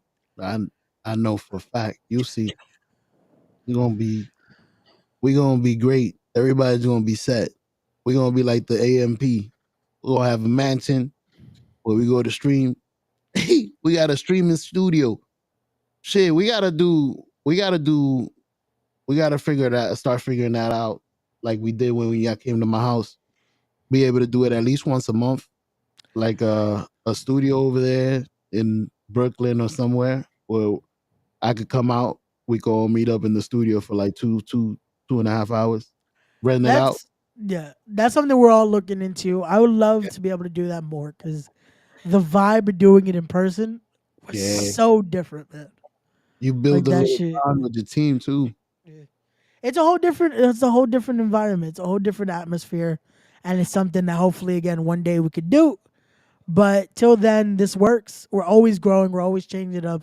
We changed this up. I know Toe's gonna kill me because I didn't do it the way he would have liked to do it. But hey, we made it work. We were able to run a show. We're 3 hours and 1 minute in. So we're gonna wrap this up a little bit so that way Show could get some rest, enjoy his Sunday, and I'm finally gonna get some sleep and fully I made sleep. it. The whole show, I didn't get up. I ain't fall asleep. I got it on proof back here. We running tape. I'm still here. Tell Toe. Man, fuck you, Mama Webble. I told you I did it. My bad. Yeah, Like, show was here. Show was here. I only had to be here for 9 minutes alone. And word. show made it. Show made it on. No, for show. Show made it on time. I made it on time for me. So show was here. He made it through. He even got his intro. We're gonna play it one more time before we go. Fucking. But You see? on that note, everybody, this is your friendly neighborhood knuckleheads signing out. As always, don't forget, go fuck yourself. I will see you guys back here on Monday with the Raw Watch Along. Again, Tuesday with comics, Wednesday with sports, Thursday wrestling with knuckleheads. I would assume we're talking the fallout of the Elimination Chamber and the insanity of just what the fuck are they doing for WrestleMania now? And then next week, possibly Friday or Saturday. I don't know what we're doing with this show. So Hey, tune we'll- in. Just make sure you're watching one of the other shows, and by then we'll probably know what we're doing next week. So Is Toe till back then, guys. Sorry to I interrupt. I think he said Monday night, so more than likely No. Raw watch along is gonna be us, Us three. us and All right. Kenny. So All right. we'll figure it out. If anything, guys, again, tune into the channel, subscribe to all the good stuff, follow all of us on our social media links. Links will be in the description down below. And as always, we'll see you guys on the next one. Peace. Peace.